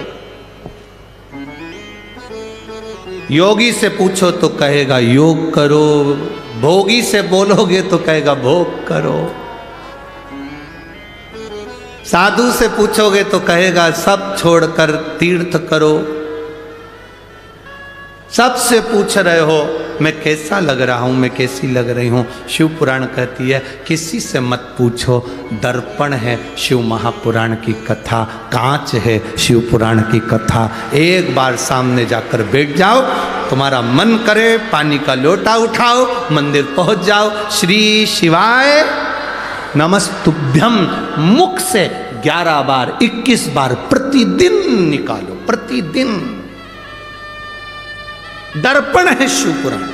दूसरे से पूछोगे वो बताएंगे क्या हो गया, मेरे को दुख है, ऐसा करिए, जाओ वहाँ जाकर भभूति लिया ना, वहाँ जाकर बेल बांध दिया ना, वहाँ नारियल बांध दिया ना। किसी के यहाँ गए, कहीं का कोई घूम रहा था, उससे पूछ लिया तुम बता दो मेरे को तकलीफ बहुत सारी है। उसने कह दिया तेरी पड़ोसन ने तेरे ऊपर कुछ करा है। अब पड़ोसन से संबंध अच्छे थे, बेचारी से बिगाड़ा हो गया। फिर किसी ने कह दिया तेरी बहू बुरी आ गई, किसी ने कहा बेटा ही बुरा हो गया, किसी ने कह दिया तेरी बहू मायके से करा के लाई थी इसलिए तू बीमार पड़ गई। बस व्यर्थ की बातें दिमाग में भर लिए, कचरा इकट्ठा कर लिया। तुमने सबसे पूछा मैं कैसी लग रही, मैं कैसी लग रही, मैं कैसी लग रही। एक बार शिव पुराण में पहुंच जाती, एक बार दर्पण के सामने खड़ी हो जाती, मालूम पड़ जाता सब व्यर्थ है। ये सारा ढोंग प्रपंच कहीं नहीं। कोई कहे तुमसे कि किसी ने तुम्हारे ऊपर कुछ कर दिया, किसी ने कह दिया तुम्हारे ऊपर तुम्हारी बहू ने कुछ कर दिया, किसी ने कह दिया सास ने कुछ कर दिया, किसी ने कहा मेरी दुकान उसने बंद कर दी, किसी ने कहा उसने ये बंद कर दिया। अगर ये तंत्र मंत्र काम करते होते तो दुनिया के लोग सबसे पहले, वो दिल्ली में बैठा है, तुम्हारी तो छोटी सी दुकान है, बड़ी बड़ी कंपनी के मालिकों पे नहीं करते लोग बात। इतना पैसा, करोड़ों का धन, वैभव, सत्ता सब कुछ है ना। किसी की सामर्थ्यता नहीं आपके भाग्य के आगे। जो दुख लिखा है तो दुख भोगना पड़ेगा, और सुख लिखा है तो सुख भोगना पड़ेगा। और इतना याद रखना, दुख की घड़ी में अगर तुम दर्पण के सामने खड़े हो, तैयार होते समय दर्पण के सामने खड़े हो, दर्पण सब सत्य बता देगा। दुख की घड़ी में शिव महापुराण की कथा में बैठ गए, शंकर के दरवाजे खड़े हो गए तो वो दुख काट देगा। कोई नहीं काटेगा, केवल एक शिव।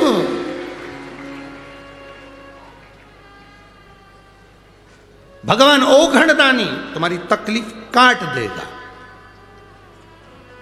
आखिरी में मिलना भी किससे, उसी से तो जाकर मिलना है। प्राण छूटने के बाद तुम में से कितने लोग हैं जो कहीं और लेकर जाते होंगे? हमको तो नहीं लगता। मरने के बाद सब लोगों को शमशान लेकर जाते हैं। नासिक में और कहीं ले जाते हो 5 स्टार होटल में तो बात दूसरी। तुम्हारे यहाँ मरने के बाद लोगों को अगर कहीं क्लब मिलब में ले जाते हो तो बात दूसरी। वाटर पार्क मरने वाले को लेकर जाते हैं, अरे बोलो तो जम के नहीं। हो सकता है नासिक की मेथड अलग हो, डिजाइनर लोग हो कि यहाँ मरने वाले को हमारे यहाँ हम 5 स्टार होटल में लेके पहले उनको सुला देते हैं, फिर सब पार्टी मनाते हैं, इसके बाद उनको आखिरी में तुम कहीं 5 स्टार ले जाओ, सुपर स्टार ले जाओ, चाहे ट्विंकल स्टार, तुम्हारी मर्जी पड़े जान ले जाओ, पर आखिरी में मुर्दे को तो शमशान ले जाना ही पड़ेगा। और शमशान में कोई दूसरा मिलने वाला नहीं, एक जिसको श्राप लगा था दक्ष प्रजापति का, शिव तुझे श्राप देता हूं, तू शमशान में निवास करेगा। शंकर भगवान कहते हैं मुझे कहीं जाना ही नहीं पड़ेगा, आखिरी में सब मुझसे मिलने यही आ जाएंगे। क्या करूंगा,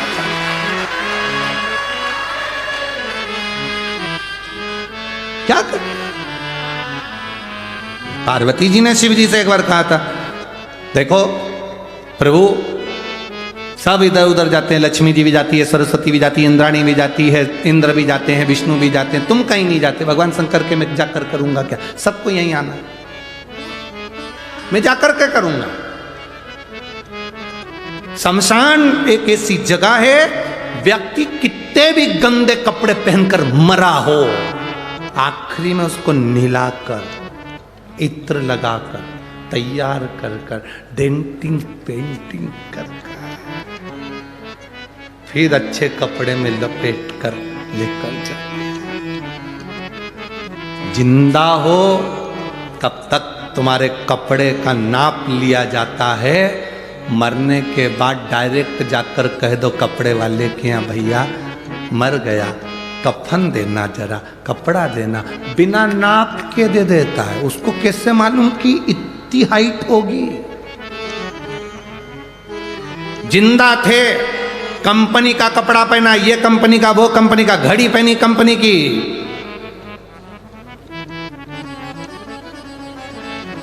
जो ऑटो पे लगाते हो ना तुम लोग लाइन खींच के, वो भी कंपनी का, कंपनी का, कंपनी का, सब चीज कंपनी की, बिंदी भी कंपनी की। केवल जीते जी कंपनी याद रखी, नहीं ब्रांड का पहनूंगा, ब्रांड का पहनूंगा, कंपनी का पहनूंगा। मरने के बाद भी लिख के जाना रेमंड का पिनाला। मरने पर नहीं मालूम कौन सी कंपनी का कपड़ा उड़ा दिया, कौन सी कंपनी का सामान लगा दिया, तब तो कोई कंपनी याद नहीं आई। तब अंत में किसी ने कह दिया, देखो अब कुछ नहीं बचा शरीर में, एक काम करो, गंगा जी का जल मुंडा में डाल दो, तुलसी का दल डाल दो, और कुछ नहीं। इतना तो करना स्वामी, जब प्राण तन से निकलेगा, गोविंद नाम लेकर, जब प्राण तन से निकलेगा।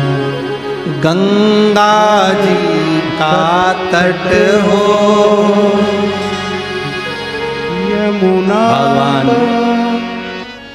गंगा का तट हो, यमुना का बंसी, और मेरा सांवरा, और क्या चाहिए?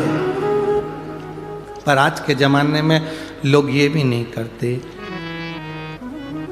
पास में छोरी खड़ी हो, गले में चेन पड़ी हो, मेरे दरवाजे कार खड़ी हो। जब व्यक्ति भगवान को नहीं भजना चाहता, मरते मरते भी उसकी चित्तवृत्ति में रहता है, मरते मरते भी। एक व्यक्ति के 4 बेटे हैं, प्राण छूटने का समय, डॉक्टर ने कह दिया अंतिम सांसें चल रही है, अंतिम सांस, डॉक्टर ने कह दिया प्राण छूटने वाले, अंतिम सांस चल। उसके 4 बेटे, पत्नी पति से कह रही है, सुनो तुम्हारे प्राण जाने वाले हैं, भगवान का नाम ले लो, ईश्वर का नाम ले लो, शिव का नाम ले लो, राम का नाम ले लो। पति ने कहा मेरा बड़ा बेटा कहाँ है? पत्नी बोली वो डॉक्टर को छोड़ने गया है। थोड़ी देर बाद पत्नी ने कहा भगवान का नाम लो, देखो अब सब छोड़ दो, ये मोह माया, भगवान का नाम लो, अंतिम सांसें चल रही। मेरा दूसरा बेटा कहाँ है? दवाई लेने गया है। देखो फालतू की बात मत करो, तुम भगवान का नाम लो, राम नाम, कृष्ण नाम, शिव नाम बोलो। फिर बोला तीसरा बेटा कहाँ है? पाँव दबा रहा है। थोड़ी देर बाद फिर उठ के बोला चौथा बेटा कहाँ है? बस तुम्हारे लिए नारियल पानी लेने गया है। इतने में मरता हुआ व्यक्ति उठकर बोला चारों की चारों यही मर रहे हैं तो दुकान पर कौन गया है? दुकान पर कौन बैठा? अंत समय प्राण छूट रहे, दुकान याद आ रही, भजन नहीं याद आ रहा, राम नाम, कृष्ण नाम, शिव नाम याद नहीं आ रहा, अंत समय में भी दुकान याद आ रहा। कैसे भजन हो? कैसे? शिव कथा कह रही है। षडानंद कार्तिकेय का जन्म हुआ। षडानंद कार्तिकेय को प्रकट करने का कारण केवल इतना था, तारकासुर का वध करना था। तारकासुर जो शिव का उपासक है, शंकर का उपासक, शिव की भक्ति में जो डूबा हुआ है वो तारकासुर है। अब लोग कहते हैं असुर है, राक्षस है। हाँ, असुर है, राक्षस है, पर भगवान का भजन करता। राक्षस भी शिव जी को भजते हैं। हाँ,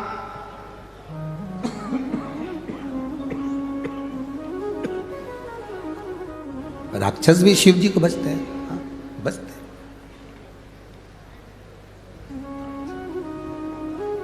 अच्छा अच्छा तो सब अपनाना चाहते हैं। ए मेरी जीजियों, जीजाओ, अच्छा अच्छा तो सब अपनाना चाहते हैं। ताजी रोटी तो सब खाना चाहते हैं, बासी कौन खाएगा?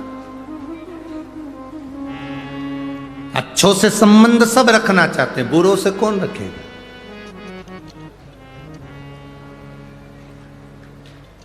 जब अच्छे कपड़े तुम पहनना पसंद करते हो, अच्छा भोजन करना पसंद करते हो, अच्छे घर में रहना पसंद करते हो, तो अच्छे से भगवान के मंदिर जाना भी तो प्रारंभ करो, तो ये सब अच्छा मिलना प्रारंभ हो जाए। जो मनुष्य का शरीर मिला, मानव की देह मिली, जो ये शरीर 83,99,999 योनि काटने के बाद ये शरीर मिला। 84,00,000वें नंबर का ये शरीर है। 83,99,999 योनियां कटी, तब हम मनुष्य बने। और ये मानव शरीर यूं ही कमा दो। तुम्हारे गांव में, तुम्हारे शहर में, तुम्हारे खेड़े में तुम्हारा जीजा पटवारी बन जाए। कौन बन गया पटवारी? जम के बोलो, जम के। जीजा, तुम्हारे जीजा जी पटवारी बन गए। तो जीजा जी क्या कहते हैं? देखो मैं पटवारी बन गया हूं, तुम्हारे गांव का हूं, तुम्हारे खेड़े का हूं, तुम्हारे नगर का हूं, जितने काम करवाना है अब भी करवा लेना। मैंने सुना है मेरा ट्रांसफर होने वाला। तो तुम क्या करोगी? जल्दी जल्दी, जीजा जी पटवारी हैं, जल्दी था खसरा निकलवा, जमीन के कागज निकलवा, जो करवाना अब भी करवा लो, क्योंकि जीजा जी, बोलो बोलो, जम के बोलो, पटवारी हैं। और जीजा जी ने कह दिया जो करवाना अभी करवाओ, ट्रांसफर हो जाएगा मेरा तुरंत। थोड़े दिन के बाद मेरा ट्रांसफर होने वाला है, इसलिए तुम्हें जो करवाना है, अभी मैं पटवारी हूं तो कर लूंगा। जितना अच्छा अच्छा काम करवाना है, जितना तुम्हें काम करवाना है अब भी करवाओ, फिर मेरा ट्रांसफर हो जाएगा। उसी तरह भगवान के भक्त कहते हैं अभी मेरा मनुष्य का शरीर मिला है, मतलब मैं पटवारी हूं। जितना दान करना है कर लो, भजन करना है कर लो, पुण्य करना है कर लो, नाम जाप करना है कर लो, फिर मेरा ट्रांसफर हो जाएगा। ये शरीर गया, ट्रांसफर हुआ, फिर ना भजन कर पाओगे, ना कीर्तन कर पाओगे, ना नाम जाप कर पाओगे, नाम स्मरण कर पाओगे, भगवान की भक्ति कर ही नहीं सकते। ना कर सकते।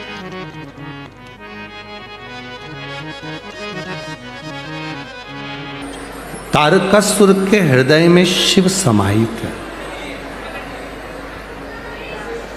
बड़ी सुंदर लीला है तारकासुर और षडानंद कार्तिकेय जी की। जिस तारकासुर के 3 पुत्र हुए थे, जिन्होंने 3 पुरियों का निर्माण करा था, शंकर जी ने उनका संहार करा था, तो त्रिपुरारी शिव। बड़े सुंदर सुंदर संवादों का स्मरण। जैसे एक दीपावली का पर्व होता है, जिस पर्व पर आप और हम भगवान को दीप लगाते हैं, उसका फल हमें मिलता है। एक देव दीपावली होती है, जिसका फल, जिस दिए को हम लगाते हैं, उस दिए का जो फल है वो हमें देवताओं के माध्यम से प्राप्त होता है।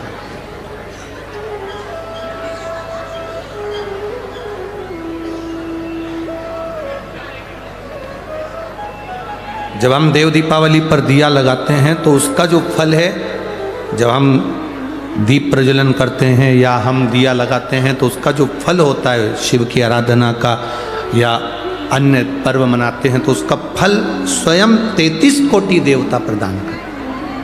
33 कोटि।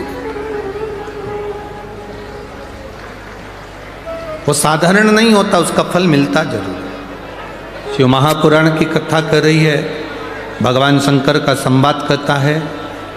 आप एकाग्र चित्त से जो भी अनुष्ठान करते हैं, जो आप मन लगाकर विश्वास रखकर जो अनुष्ठान, जो पूजन, जो अर्चना करते हैं, उसका फल मिलता जरूर। वो खाली नहीं जाता। आज कौन से दिन की कथा है? तीसरे दिन की। कितने दिन बचे? 2 दिन और बचे। कल भी कथा का समय यही 2 बजे से 5 बजे तक रहेगा, पर परसों के दिन सुबह कथा का समय जब समापन वाला दिन रहेगा, 5वां दिन, वो कथा का दिन, उस दिन कथा का समय सुबह 8 बजे से 11 बजे तक रहेगा। सुबह 8 बजे से 8 बजे से 11 बजे तक का जब परसों का समय रहे, कल तो यही समय रहेगा 2 बजे से 5 बजे तक। आखिरी दिन विराम दिवस पर 2 से 5 की जगह सुबह 8 से 11 बजे। टीवी पर वही 2 से 5 आएगा, पर आखिरी दिन कथा यहाँ जब 8 बजे से 11 बजे तक हो, आप अपने अपने परिवार से, जितने लोग नासिक के आसपास के रहने वाले हैं, आप नहीं जा पाए 5 दिन कार्तिक के महीने में गोदावरी के तट पर कथा सुनने के लिए, आखिरी दिन बाबा से निवेदन कर कर भले 11 बजे के बाद जाकर दुकान खोल लेना, पर अपने परिवार से जरूर कहना कि आप चलो शिव पुराण की कथा का लाभ अपनी जिंदगी में लेना। बार बार नहीं मिलता, मौका मिला है। ये कथा 25 तारीख को विराम हो जाएगी, 28 तारीख को ददरुआ धाम भिंड में ये कथा प्रारंभ हो जाएगी, जिसका समय 1 बजे से 4 बजे तक रहेगा। महाराष्ट्र के भक्तों को इसके बाद जो कथा मिलेगी वो 5 दिसंबर से जलगांव में प्राप्त होगी। वो पूरी 7 दिन की कथा मिलेगी। दिल से झोली पसार कर बाबा से प्रार्थना कर कर उस कथा को प्राप्त करिए, शिव कृपा से प्राप्त।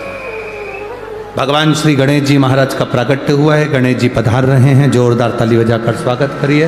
भाव भक्ति के साथ श्री गणेश जी महाराज का आनंद। बहुत बहुत साधुवाद के साथ में आज कथा का तृतीय दिवस विराम की ओर है। बड़े भाव से, आराम से आप लोग आनंद लेकर आरती कर कर अपने अपने गंतव्य की ओर फिर जाएंगे। बोल गणेश जी महाराज की जय। भगवान श्री गणेश जी महाराज का प्रागट्य है। भाव के साथ, आनंद के साथ सुंदर हमारे बीच में संत महोदय पधारे, उनको साधुवाद का बहुत बहुत प्रणाम। आरती का क्रम यहाँ पर प्रारंभ होगा, उससे पहले आशीष जी थोड़ी सी सूचना दे रहे हैं। आज बड़े प्रेम से देव उठनी एकादशी है। जो लोग आस्था चैनल के माध्यम से कथा सुन रहे हैं, फेसबुक यूट्यूब के माध्यम से कथा सुन रहे हैं, जो आप सहयोग दे रहे हैं मंदिर निर्माण के लिए, गौशाला के लिए, वृद्धाश्रम आदि के लिए, उसके लिए आप सबको बहुत बहुत धन्यवाद। हर हर जय जय श्री राम। दो गुरुजन पुनित पावन वारकरी संप्रदाय के सभी पांडुरंगा हरि विट्ठल के, संत एकनाथ जी के, श्री नामदेव जी महाराज जी के, संत ज्ञानेश्वर जी के, प्रबल कीर्तनकार और सत्संग देने वाले, पूरे महाराष्ट्र की भूमि को हरि विट्ठल के चरणों में छोड़ने वाले वारकरी संप्रदाय के सभी संतों को नमन करते हैं।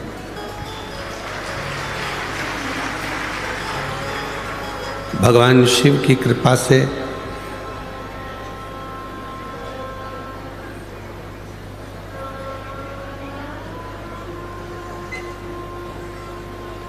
हमने पहले भी कथा में कहा, कोई कथा अगर कैंसिल होती है 8 दिन 10 दिन का जो समय मिलता है, उसकी एक लिस्ट रहती है। उस लिस्ट में जिसका नाम रहता है उसको फ़ोन कर दिया जाता है कि आप 10 दिन में व्यवस्था कर सकते हो। उस लिस्ट में एक नाम श्री आविष्कार जी भूसे जी का भी था। उनको फ़ोन किया गया और उन्होंने जो 7 दिन की कथा थी उसके भीतर पीछे आगे के 2 दिन 8 दिन 3 दिन मिलाकर 10 दिन का क्रम लेकर 5 दिन धुलिया को, 5 दिन नासिक को, इसको कहते हैं किसी का प्रेम नासिक के प्रति हो चाहे धुलिया के प्रति। मैं आविष्कार जी भूसे जी को धन्यवाद देता हूँ, दादा बाबू भूसे जी को साधुवाद देता हूँ, जिन्होंने इस पुण्यमय आयोजन को यहाँ आयोजित किया है।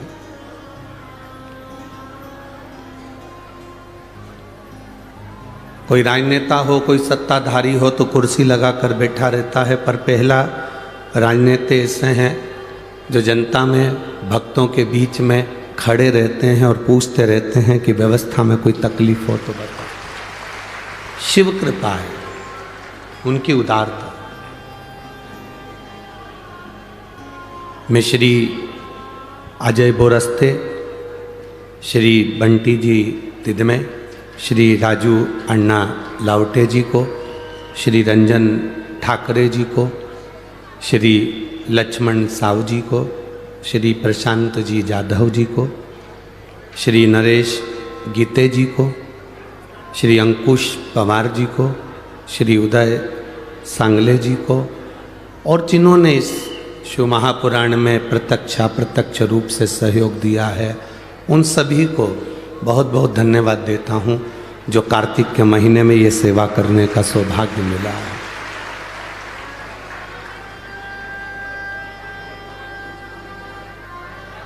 यदि बाबा ने आपका हाथ पकड़कर यहाँ बुलाया है और सेवा करवा रहे हैं, आप एक अन्न का दाना भी शिव के इन भक्तों को अगर खिला रहे हैं, एक पानी का पाउच भी अगर इनको दे रहे हैं, तो उसका फल मेरा देव अधिदेव महादेव 3 महीने क्या 1.5 महीने में आपको प्रदान कर देगा। ये उसकी कृपा है।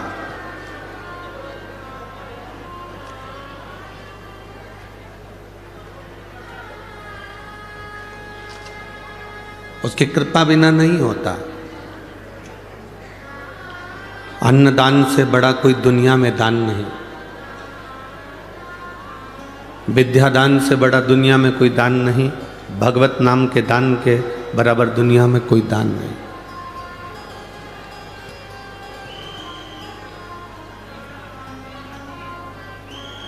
मैं धन्यवाद दूंगा पंढरपुर में जो 25 दिसंबर से 31 दिसंबर तक 2023 के विराम पर और 2024 के शुरुआत में हरि विट्ठल के श्री चरणों में जो 7 दिवसीय शिव पुराण की कथा होने जा रही है, उसमें परभणी के सांसद महोदय जाधव जी को, जिन्होंने पूरी भोजन व्यवस्था संभालने के लिए स्वीकृति दी, उनको बहुत बहुत साधुवाद है। और केवल जाधव जी का नहीं, आप सबका कर्तव्य है। ये कथा किसी एक व्यक्ति की नहीं होगी जो पंढरपुर में होगी, आप सबकी कथा है। इसलिए वहाँ आओ तो सेवा करने के उद्देश्य से आना, चंद्रभागा का स्नान करना, हरि विट्ठल का भजन करना और हरि विट्ठल के मस्तक पर जो शिवलिंग है, उस शिवलिंग का कथा बाबा हरि विट्ठल के साथ श्रवण करना और अपनी जिंदगी को सार्थक करना।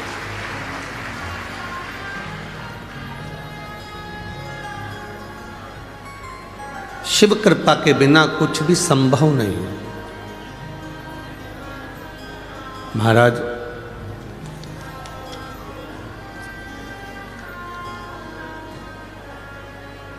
हम तो यहाँ नासिक शहर के जितने भी भक्त लोग कथा को श्रवण करने के लिए आए, हम उनसे कहेंगे ये तो बाबा की कृपा आप लोगों के एक लोटा जल से हुई है। जो आप लोगों ने एक लोटा जल चढ़ाया था ना, ये उसकी कृपा है जो शिव महापुराण की कथा मिली आपको। बोल बम का नारा है, बाबा एक सहारा। और जब तक उसका सहारा आपके साथ है, आपको घबराने की कभी जरूरत नहीं है। बिल्कुल मत घबरा। बस निवेदन है कि ऐसा ना करिएगा कि 2-3 महीने मंदिर गए और 3 महीने के बाद फिर 15-20 दिन छुट्टी कर ली, फिर मंदिर चले गए, फिर 15-20 दिन छुट्टी कर ली, फिर मंदिर चले गए। नहीं, अपने घर का एक नियम बना लो। आप मंदिर नहीं जा पा रहे हो तो आपके बच्चे को मंदिर भेजिए। वो नहीं जा पा रहा तो अपने पति मंदिर जाएं, एक लोटा जल चढ़ा कर आए।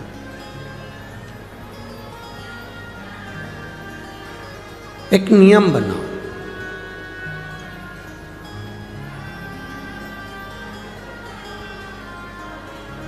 जैसे घर के दरवाजे में थोड़ी सी सरंग हो जाती है, घर का दरवाज़ा थोड़ा सा खुला रह जाता है, घर के दरवाजे में कोई जगह रह जाती है, घर के अंदर कोई खिड़की में कोई सरंग रह गई, कोई जगह रह गई, तो उसमें से चूहा अंदर घुस जाता है। बोलो सही है कि गलत है? बोलो बोलो, जम के बोलो। छिपकली अंदर घुस जाती है, छछूंदर अंदर घुस जाती है। दरवाजे में कोई सरंग रह गई, खिड़की में कोई सरंग रह गई, दरवाजे में कोई गैप रह गया, खिड़की में कोई गैप रह गया, तो उसमें चूहा, छिपकली, छछूंदर, काकरोच ये सब अंदर घुस जाते हैं। दरवाजे में गैप हुआ तो चूहा, छछूंदर, काकरोच अंदर घुस गए, प्रवेश कर गए। खिड़की में गैप हुआ तो कीड़े मकोड़े अंदर प्रवेश कर गए, छिपकली अंदर घुस गई, चूहा घुस गया, छछूंदर, काकरोच, कीड़ा अंदर घुस गया। आपके जल चढ़ाने में, मंदिर जाने में गैप हो जाता है तो पाप हमारे अंदर वापिस प्रवेश कर जाता है। गैप मत होने दो। अपन मंदिर नहीं जा रहे तो अपने बेटे से कहो जरा एक लोटा जल चढ़ा कर। आप भगवान के दरवाजे तक नहीं जा पा रहे तो परिवार का कोई व्यक्ति मंदिर तक जाए, शिव जी को एक लोटा जल चढ़ा कर। गैप ना करिए। सरंग रह जाएगी, खुला रह जाएगा, छोटा सा गैप हो जाएगा तो उसमें से पाप भी हमारे अंदर प्रवेश कर सकता। पाप को प्रवेश का मौका मत दो कि पाप हमारे अंदर प्रवेश करे।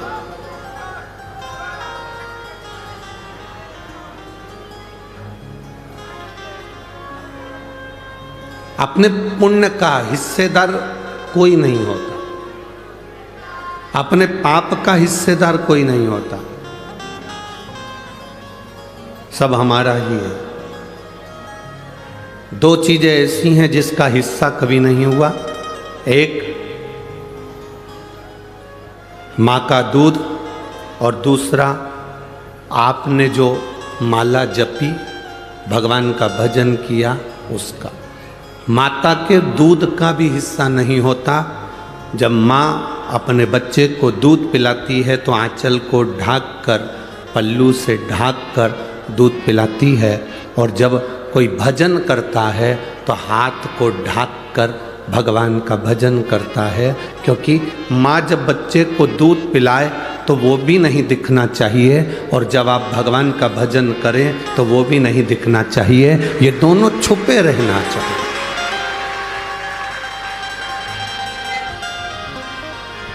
माँ का दूध और माला,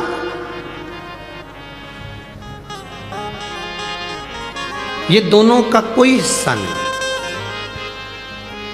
माता के दूध का भी हिस्सा नहीं होता।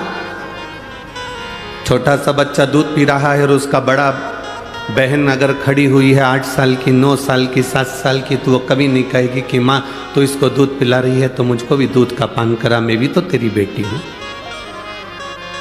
माँ कहेगी मैंने तुझे जब तू जन्म ली थी तब मैंने तुझे दूध का पान कराया था, अभी इसका हक है, अभी इसका हक है, इसलिए ये दूध पी रहा है। माता के दूध का कभी बंटवारा नहीं होता। और आपने जो भगवान का भजन करा है, आपने जो जप किया है, इस कथा के पंडाल में बैठकर नासिक की पवित्र भूमि में, पंचवटी की इस पवित्र भूमि में, आपने त्र्यंबकेश्वर बाबा की साक्षी में, माँ गोदावरी के तट पर दामोदर मास में कार्तिक महीने में जो कथा सुनी है, इसका हिस्सा नहीं होगा। ये तुम्हारे खाते की चीज़ है, तुम्हारे हिस्से की चीज़ है जो तुम्हारे पास है, ये कहीं नहीं जाएगी, ये कहीं समाप्त भी नहीं होगा। बस दरवाजे में गैप मत होने देना, खिड़की में गैप मत होने देना। दरवाजे खिड़की में गैप होता है तो काकरोच चूहा अंदर आ जाता है, और हमारे भजन में भी गैप नहीं होना चाहिए। मौका मिले, कथा के पंडाल में कथा नहीं सुन सकते, टीवी पर आ रही है उस पर श्रवण करो। दिन में नहीं सुन सकते, रात्रि को सोने से पहले 5 मिनट, हम ज़्यादा नहीं कहेंगे कि तुम 1 घंटा कथा सुनो, सोने से पहले 5 मिनट शिव महापुराण की कथा जहाँ की भी आप निकालना चाहो अपने मोबाइल पर निकाल कर केवल 5 मिनट श्रवण करो। बाबा का श्री शिवाय नमस्तुभ्यम का जाप करो, और आराम से बाबा का नाम लेकर बेफिक्र होकर बाबा के भरोसे सब छोड़कर विश्राम करो कि मेरा बाबा मुझे संभालेगा और मेरे परिवार को संभालेगा। रात को जब सोते हो तो घर की सास चिल्ला कर कहती है बेटा ताला लगा दिया, बोलती कि नहीं बोलती? तुम अपने बच्चों से कहते हो दरवाजा बंद कर आया कि नहीं आया, रसोई घर का दरवाजा बंद करा कि नहीं करा, बिल्ली घुस जाएगी, चूहा घुस जाएगा, ये काम करा कि नहीं करा। रात को आप बोलते हो लाइट बंद कर सोना, सारे हॉल की लाइट बंद करना, बाहर की लाइट बंद करना, पानी की मोटर बंद करी कि नहीं करी, ये काम करा कि नहीं करा, वो काम करा कि नहीं करा। आपकी सास भी आपसे कहती है, आप अपने बच्चों से कहते हो, कोई पति पत्नी से कहता है, पत्नी कभी पति से कहती है। रात को सोने से पहले आपको पूरी चिंता रहती है और आप सब कुछ देख कर सोते हो, इसलिए रात्रि को सोने से पहले आप 5 मिनट का नियम बनाओ कि मुझे शिव महापुराण की कथा श्रवण करना है। आप अगर जैसे घर देखकर सोते हो उसी तरह परमात्मा का भक्ति का भजन देखकर सोओगे तो परमात्मा भी पूरी रात तुम्हारे घर को देखता रहे, आप उसके भरोसे।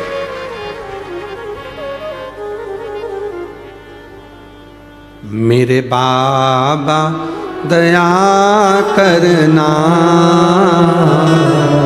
मैं तेरे भरोसे हूँ। भोले बाबा दया करना, मैं तेरे भरोसे हूँ। ना घर के भरोसे हो, ना परिवार के भरोसे हो, मेरे बाबा दया करना। एक नंबर मैं तेरे भरोसे हूँ। मेरे बाबा दया करना, मैं तेरे भरोसे, ना इनके भरोसे हूँ, ना उनके भरोसे हो, ना इनके भरोसे हूँ, ना उनके भरोसे हो। मेरे बाबा दया करना, मैं तेरे भरोसे हूँ। भोले बाबा दया करना, मैं तेरे भरोसे हूँ। हम उसके भरोसे सोए, हम उसके भरोसे जागें, हम उसके भरोसे रहें, तो जब हम उसके सहारे हो जाते हैं तो चिंता नहीं रहती। छोटा बच्चा देखा है, आपकी गोदी में एक बच्चे को लेना, ऐसा उचकाना, रोएगा कि हंसेगा? जम के तो बोलो, हंसेगा। क्यों? उसको मालूम है बड़ी बड़ी कुर्सियों पर, बड़ी बड़ी टेबल पर, पलंग पर बच्चा चढ़ता है। कब चढ़ता है? जब उसकी मम्मी, जब उसके पापा, जब उसकी माँ, जब उसके पिता उसके पास होते हैं। चढ़ता है, कूदता है। उसको मालूम है अगर मैं गिरूंगा तो मेरी माँ मुझे संभाल लेगी, मेरे पिता मुझे संभाल लेंगे।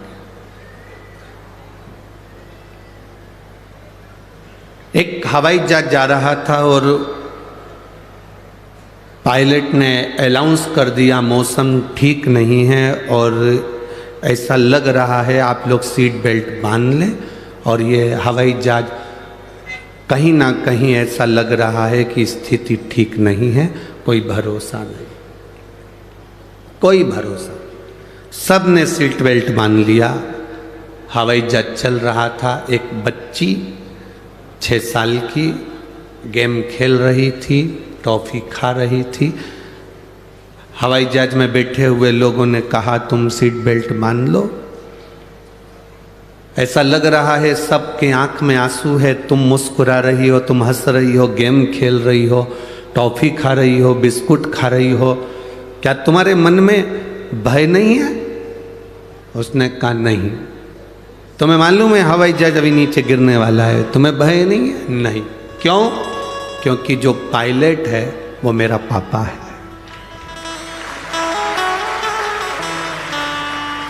जब मेरा पिता हवाई जहाज चला रहा है तो ये मेरा विश्वास कहता है, उसको मालूम है मेरी बेटी पीछे बैठी है, कुछ भी होगा वो सही जगह ही उतारेगा, मरने नहीं देगा। ये विश्वास आपके भीतर होना चाहिए कि आपको, आपके परिवार को, आपकी जिंदगी को चलाने वाला देवाधिदेव महादेव वो मेरा बाबा बैठा हुआ है, तो आपको डूबने नहीं देगा, वो डूबने नहीं देगा। ऐसा कोई कण, ऐसा कोई क्षण जहां शिव ना हो, कोई जगह बता दो जहां शिव ना हो। एक एक कंकर में शंकर समाया, एक एक बिंदु में शिव तत्व समाया, एक एक बिंदु में। कभी आप लोग, आपके क्षेत्र में कहीं ब्रह्म कुमारी आश्रम हो तो वहां जाकर अगर आप देखे होंगे तो वहां एक बिंदु से शिव की उत्पत्ति बताई जाती है। आप उन बहनों से पूछेंगे तो वो कहेंगे ये बिंदु से शिव की उत्पत्ति है। एक बिंदु से शंकर, शंकर में बिंदु है और बिंदु में शंकर है, और फिर उन देवाधिदेव महादेव से आगे आगे जो रचना हुई, नारायण, ब्रह्मा, देवता सब प्रकट होते चले गए। उस बाबा को पहचानना, शिव को जानना बहुत कठिन है। जो जान गया वो जानने के बाद फिर गलती नहीं करा। रात्रि को सोने से पहले उसका भजन जरूरी है। सांप से डरते हो ना? अरे बोलो तो। नहीं डरते हो तो मंगवा के छोड़ दे। सांप से डरते हो तो पाप से भी डरा करो। जब सांप से भय लगता है तो पाप से क्यों नहीं लगता? हम किसी को अपशब्द कह रहे हैं, ताने दे रहे हैं, गाली दे रहे हैं, आड़ा टेढ़ा कर रहे हैं, ये श्रेष्ठता नहीं। तो कई लोग कहते हैं गुरुजी आप कहते हो कि गंदा मत बोलो, अपशब्द मत बोलो, ताना मत दो, गाली मत दो, आड़ा टेढ़ा मत बोलो, और दूसरे लोग हमको बोलते हैं वो।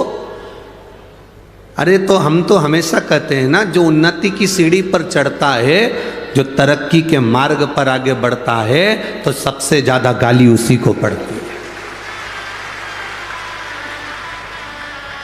दूसरे नहीं बकेंगे।